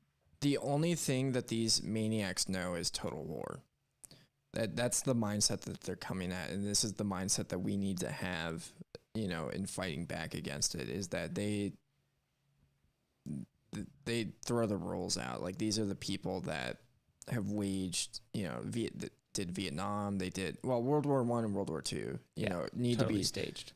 Well, they need to be talked about in different ways. Like, this is something, if you go back and you look at World War I, it's all the same families doing this stuff too, when you really trace it back. But if you go back and you look at World War I, if the United States never got involved, the war would have ended a lot quicker. There would have been a lot less blood. That was the very first time, I think, in human history that there was a total war to that capacity, where it was just, instead about gaining territory, or having an actual goal of some sort, it was just about completely demolishing the enemy. And that's just the attitude that they have. They just do not care. And, we have to treat it that way. I mean, like Jay Stark said it right, is like, where we're at, we need to, for me personally, live free or die. Like, the stakes are high, and I'm not about to play along with these people, because the future that they want to usher in is not a future that I would ever want to bring a kid into, and I don't want Skeef's kids to be there. I don't want your guys' kids to be there. I'm not okay with it, and I'm not going to be, out there saying things and then, being complicit in it. I am going to be actively doing everything I can in my power to fight back against it. Fuck them. Yeah. Well, you don't want them to learn about CRT, bro? Come on. Yeah, I mean, that's just like the tip of the iceberg, though. I mean, it's like that stuff wasn't being taught when I was in school, but, what they were teaching me was to be a mindless drone, and to just be compliant and whatever came down. Yeah. There's a movie called My Dinner with Andre. I said it's on YouTube, actually, and there's uploads of short clips on it, but I mean, it was in 1983 and they're talking about escaping from New York because it goes into a whole thing, but the guy is basically talking about how he spoke to some scientist who just travels the country in a backpack, and he says, escape from New York while you can, because they're trying to turn everyone into, drones. And I'm just like, wow. Well, and it's like if you're talking to somebody who's just completely blue-pilled, like something, I'll ask just a real simple question, which is, why did you spend all your time on Martin Luther King and not on Malcolm X? And like really get them to think through that question. Because in my opinion, the answer is because Malcolm X was a threat to their power and Martin Luther King was not. Like Malcolm X was a direct threat to the power structures that were in place, and Martin Luther King really was not. He was telling people to be a good preacher, be a good Christian, put on your suit, go to job, pay your taxes, do all the right things. And Malcolm X was saying, no, we want to be separate, and we're willing to burn this motherfucker down if we need to. And that's why I just try to, if somebody's like, CNN's their favorite show, whatever, like just ask them real simple questions. Like, why did, in school, why did you learn about Martin Luther King instead of Malcolm X? Why do you think that was? And like, most of them, they'll be like, oh, because I don't know, Malcolm X was bad. It was just the extent of their thought process. But some of them might actually start to think about it. You never know. I don't know. I'll defend MLK because I definitely do think he was a threat to the power. But I think the way that he celebrated and talked about today is very dumbed down. But yeah, I mean, Malcolm X, absolutely phenomenal. Yeah, huge. Like his autobiographies. Go ahead. No, I was just gonna say his autobiography is one of my favorite books ever. That's all. My apologies. I don't mean to cut you off, but I'm almost 40 here, and I was saddened and actually shocked when they made a fucking movie called Black Panthers. And to me, that was the most disrespectful shit I've ever seen. And it just showed me just how degenerated society had become because, for all intents and purposes, the Black Panthers actually did a lot of good for their community. I mean, arguably there was some issues there, but still, at the very least, I would think that there'd be more community leaders to stand up and say, hey, this is disrespectful, use another name, but nothing happened. Yeah. Yeah. Oh, you put the Black Panthers record up against any police department in the country, I guarantee you they come out ahead. It's not even close.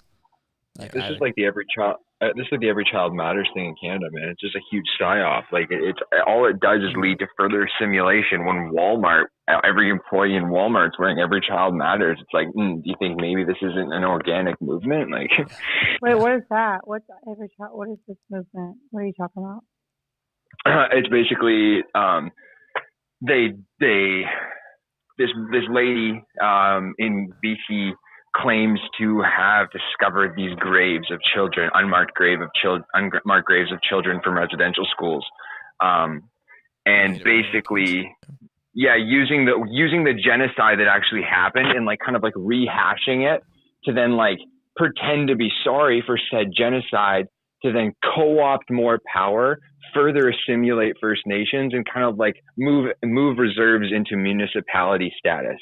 And like the whole movement is like a Black Lives Matter, like literally Every Child Matters. They use the same language, and it's about like total co-opting and like assimilation. Yeah, and like I'm First Nation, and like I've seen so many of like my peers just like, it's almost like they're like, I'm being celebrated right now. And they're like, they're excited about it. Right. And it like makes them feel like they matter in some way. And like, and it's just disgusting to me because it's like, they really committed genocide. They really did that shit. I think this stems back to the Jesuits, right? They're like behind the whole thing. And then it's like, oh, we're so sorry. Everyone wear orange today. And now you guys matter. Right. Yeah. And then meanwhile, they're literally actively, there's people that don't want, like, for example, the old growth forest, the last of the old growth forest to be cut down, right? Because that has an effect to the salmon, which has an effect to the orcas. Like, that's just like one example, but there's a life cycle there, right? And there's profit in these trees.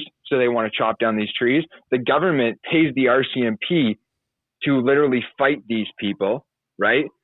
Meanwhile, that same government is posturing that Every Child Matters wear orange.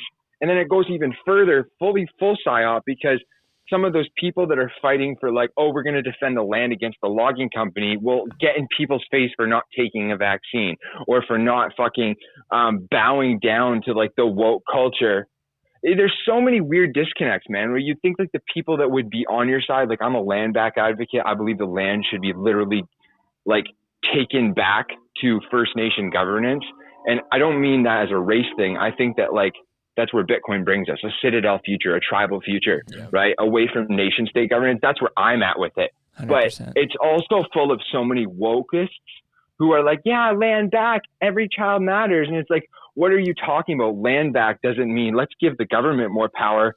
And I get into arguments all the time on Twitter with other natives who are like, we need to nationalize government. We need communism. We need all of this stuff. We need to nationalize industry. And it's like, what the fuck are you talking about? Like, literally listen to yourself right now. Like, it makes me so mad, man, the disconnect and inside of everything. And I think it's because First Nations knowledge about the land is the number one threat to the Great Reset narrative. Mm-hmm. It's about food sovereignty.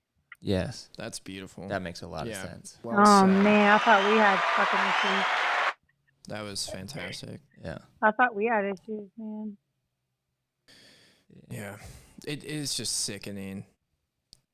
Absolutely. Same thing in the Latino community, man, because I see it with a lot of my family. Like, I was raised in a pretty conservative, pro-military family. My grandfather, first generation, fought in World War II over the Pacific Theater as a rear tail gunner. So, I mean, that's how we grew up. And like, I reached out to relatives recently, and they're all woke, and I'm like, what the fuck happened, man? But that was one thing. I was raised very staunchly anti-communist. I remember a teacher telling me, you know, you're Chicano, and I told my dad, he's like, you tell her never to call you that again. That means poor dumb Mexican. And so I didn't understand the context, but I realized Cesar Chavez back then was another psyop, you know, to get people onto a pro-Marxist type of stance. And it just really wrecked the Latino community, which was usually self-sovereign. Yeah. Well, didn't Venezuela go from being one of the like most, it was like one of the richer countries in the 70s, was it not? To being like a shithole in like 10 years? One of the fourth wealthiest, I think. Nuts. Yeah, man. Then that's the thing. Like, well, Latinos, most Latinos and Latinos, I think you guys are First Nations too, really. Like, I think for the most part, you're mixed with Spanish, right? But that's where that's where your heritage comes from, is people that were also, you know, tribal living. And yeah, the whole thing is like a psyop. The whole concept of a nation state to begin with, right? Yeah, definitely. Yeah, I'm gonna plug. I do this almost weekly, but plug The Most Dangerous Superstition by Larkin Rose. Outlines it really well. Yeah, it's a really good book. Larkin Rose is awesome. Yeah. All of this shit is just completely illegitimate. Mm-hmm. And yeah, I mean, this is like the big thing. Like, Zorn made a comment talking about conservatives failing to conserve the free market, and it's, yeah, I mean, I think there's kind of a trend towards conservatism in the Bitcoin community, but these guys are not our friends at the end of the day. You know, they're still that movement, the Republican Party, is the party of throwing people in cages for nonviolent. They are the colonizers, man. Like, I feel like that's the psyop that leads to so many people that think they're like fighting for the good guys, just being like, actually, we just want totalitarianism instead. Yeah. It's like they're like, we just hate white men. We just hate old white men so much that we just want totalitarianism instead. It's like, well, that's pretty stupid. Yeah. Well, and so many people right now are in the position, especially I see a lot in the Bitcoin space, of they're like, well, obviously Republicans are better. Well, obviously conservatives are better. And it's like, I see a huge like undercurrent of totalitarianism in the Republicans. Started with Bush, you know? Yep. Yeah. Well, and it's like, but there's and a lot of it got, you know, we don't need to talk about Trump, but a lot of it, you know, Trump came about. He was a very powerful person. Obviously, had energy we had never seen before, and a lot of people. I think there's a huge part of the right, the conservatives, Republican, GOP, however you want to classify it, that it says what we really need is Trump, but as a military leader. What we really need is somebody who comes in, who says, no more fucking critical race theory. You're going to jail. You're going to jail. You're going to jail. And it's like, my God. Yeah, we're coming in there and we fucking win, right, man? Yeah, we win. There's a lot of people that have that perspective. Yeah. I don't know how many, but I think it's a pretty decent minority, and that's just as concerning, Very. maybe more than these fucking communists. Yeah, I mean, Trust the man. like I look at the border wall, I'm really close to it, and it's pretty ugly, just ruining this beautiful desert. But there's like the aspect of Zorn mentioned private property rights. Like all of this land is traditionally I don't know what the proper term, Native American or First Nations, that they still are entitled to, that they're just building across. So first and foremost, that's just morally abhorrent. And then two, that wall very well could be used to keep us in at some point. Yeah. And so, yeah, I mean, the swing can happen. It's like arguing between the Republicans and the Democrats at this point is kind of like arguing between, Hitler and Stalin. Like, it's Politics are for retards. Yeah. They're Do you think Central and South America becomes like the Mecca of like the coming century, because they're less kind of institutionalized down there and adopting Bitcoin early? And I feel like if you fast forward 100 years real quick, they're going to be the new first world. I really hope so. Watching Africa, Central South America overtake the American empire in the West would be just the most beautiful thing I can imagine being able to experience in my lifetime. This is what gets me so stoked. Eastern Europe has just been... Eastern Europe's another good one. Eastern Europe, Africa, South America. And this is something like, that isn't talked a lot about. I think Saifedean talked about it in the Bitcoin Standard, but, a big reason why Western society has been dominant for so long is because, Eastern societies were on a silver standard, like India and China, and the Western societies were on a gold standard, and so having the hardest money led to, prosperity for a very long time. And so the regions that adopt Bitcoin first as the hardest money, is absolutely fantastic. The monopolies too that they've gotten from being able to kind of like monopolize inefficiencies, right? Because they control so much of the industry in these like lobbyist groups that they can be like, okay, we're gonna pay these poor farmers in Brazil, they're gonna grow this, and then we're gonna actually ship it to China to be processed. And then from China, where we process it, we're gonna ship it back down to Mexico. And then from Mexico, we're gonna ship it to the west coast of the United States, and then we're gonna drive it all the way to the East Coast where we sell it on the shelves. Like that's literally what they do. Those are the fuckers that want to pass the carbon tax too. Yeah. No, it's a bunch of. I'm going to go up in my jet plane to take a picture of the forest to tell you that you need to not have a truck.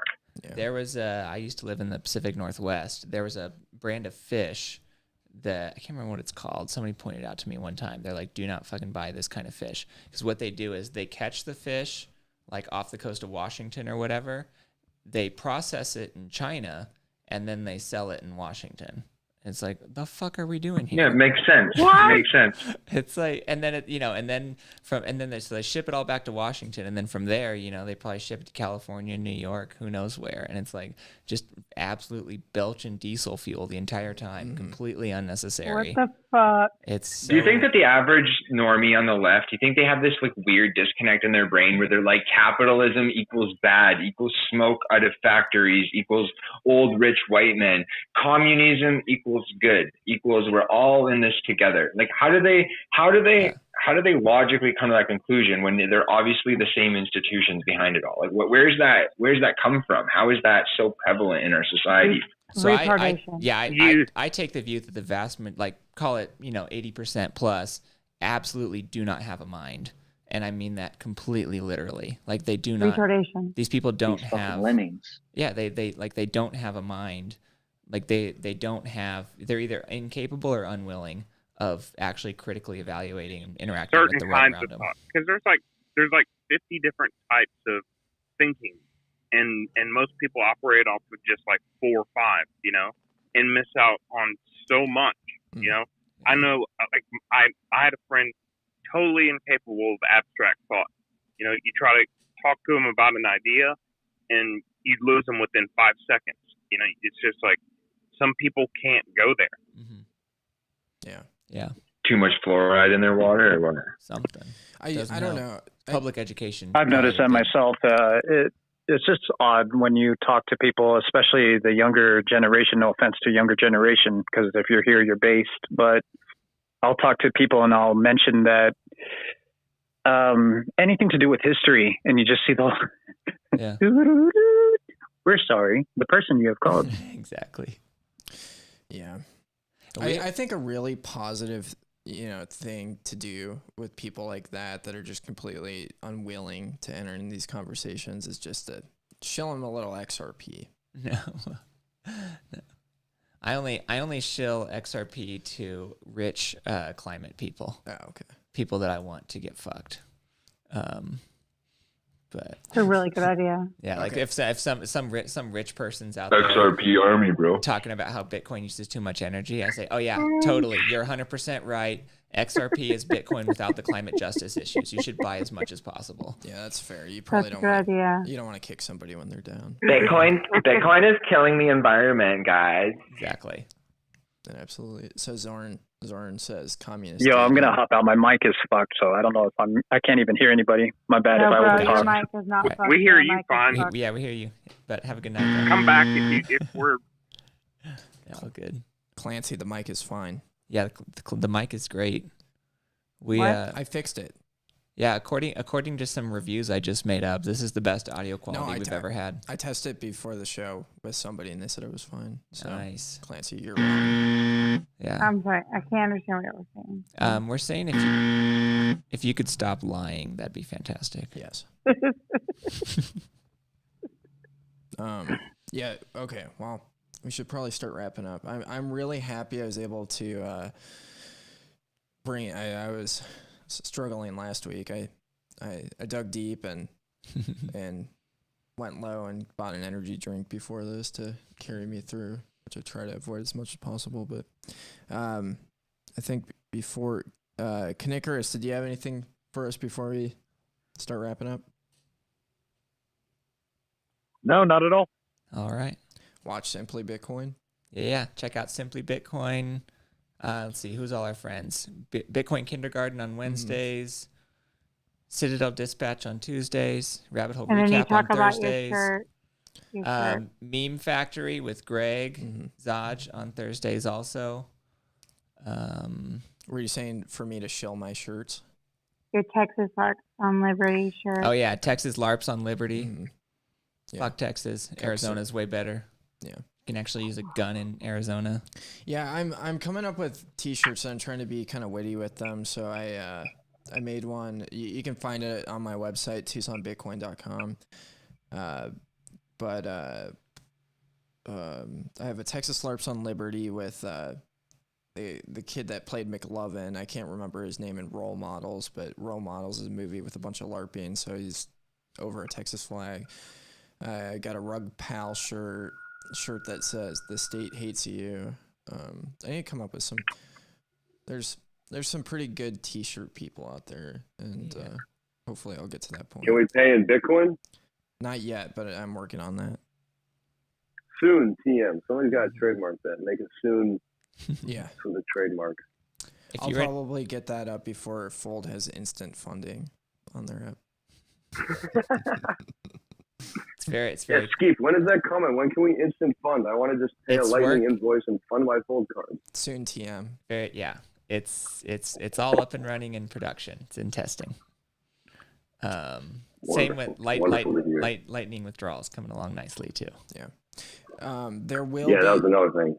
There will be a meetup tomorrow night in Scottsdale that I don't think either of us are going to go to. Yeah, I won't be able to make it. But yeah, tomorrow, if you're in the Phoenix area or Arizona, Scottsdale, Fate Brewing. Yeah. It's on Meetup. It's on Telegram. It'll be the first time our good friend George McHale, who just fled the Communist Republic of California, will be there. Yes. So that's pretty exciting. We're going to have a Halloween party on the 26th up in Scottsdale, which I'm pretty stoked on. Brian Harrington from OC is coming out to talk.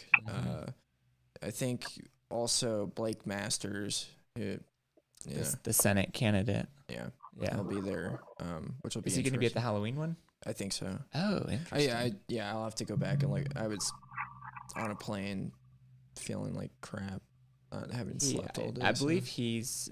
Yeah. Anyway, he'll probably be presenting in January or February, is my understanding from what I saw from our courageous leader Stephen Cole. Yeah. He's the guy that. Yeah. does a lot. I asked him to come on my podcast, but it probably wouldn't be a good idea because the first question I would have asked him is why he thinks government's legitimate. He's a proper anarchist. He's a good one. Yeah, I'm just salty and vindictive.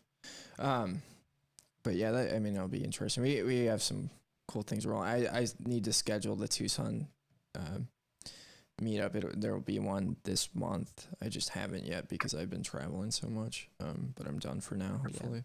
I'm trying to think of what else. What else is exciting coming up? OC Christmas party. Austin Beefsteak, October 22nd. Nice. I know, Max. Let's I go. know, Max. I know. I'll see you there. Oh, I got a quick. I will have. Go ahead. Jimmy Song interviewed Ted Cruz. Is that somewhere to be watched? I believe it's on YouTube. I've not watched it yet. Okay. But there are not very many more people that I respect more than Jimmy Song. That guy is super legit.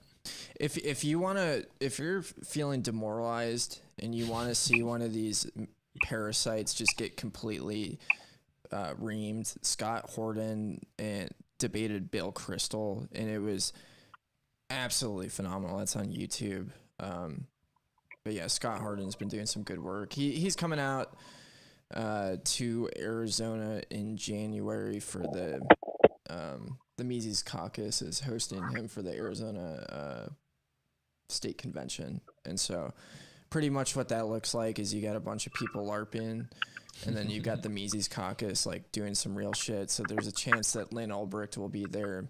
Oh, nice. We had the pleasure of meeting her last year. Yeah, I am involved with them because they're people that understand it. Yeah. I'm looking for ANCAPs anywhere I can find them. Yeah, Mises Caucus is good people. Yeah, even if it means I have to waste my time with politics for a little bit. Okay. We got anything else? Thank you guys for joining Spaces. That was fantastic. Yeah. That was last few weeks. I mean, they're always good, but last few weeks have just been amazing. So that was. Did we have anybody? Everybody's input. Did we have anybody that wanted to do some S9 sounds before we logged off? Last week there were people imitating an S9. Hold on a second. I'll give you a real one. Give me a moment. Oh man, when I go for my Halloween party, I'm just gonna make a recording of my ASIC just running for like 25 minutes. Can you hear it? No.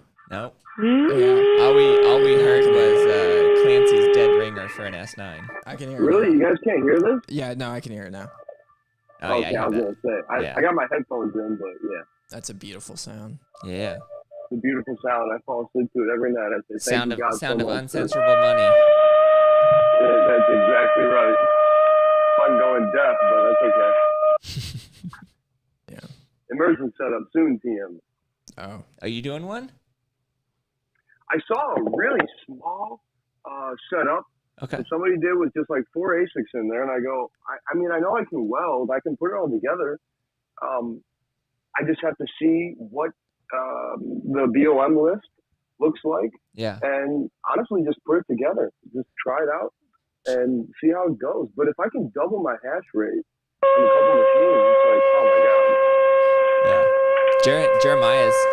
I forget his latest handle because he gets banned a lot. But Jeremiah, I know, is building a pretty badass one. I've been following it, looking at his pictures and things like that. He's gotten a full setup going. Like a full scale one, then. It looks pretty good size. Like I'm just eyeballing it. I mean, it looked like at least a dozen miners, I would guess, maybe more. Yeah, because you really don't need that much. The board is pretty.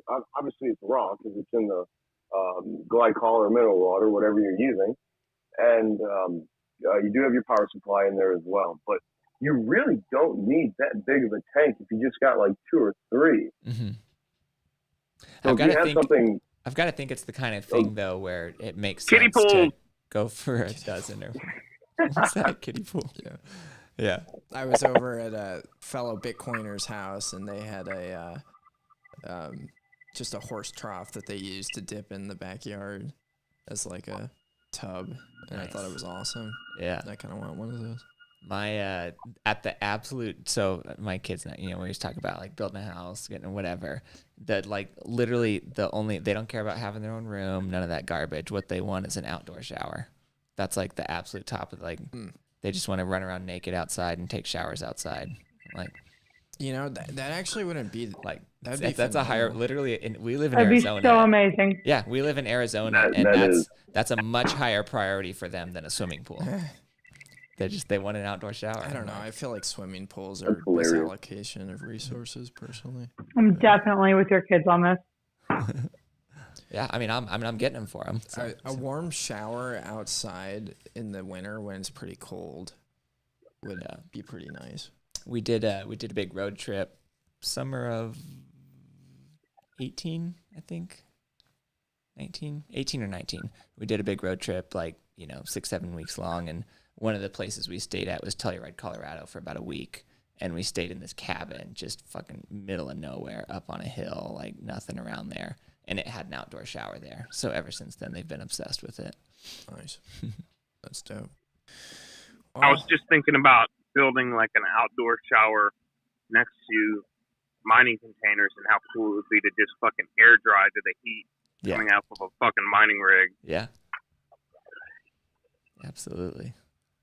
That is a good idea. Nothing made me laugh harder today than whoever posted the picture, of course on Twitter, of the cow with the ginormous methane bubble on the back.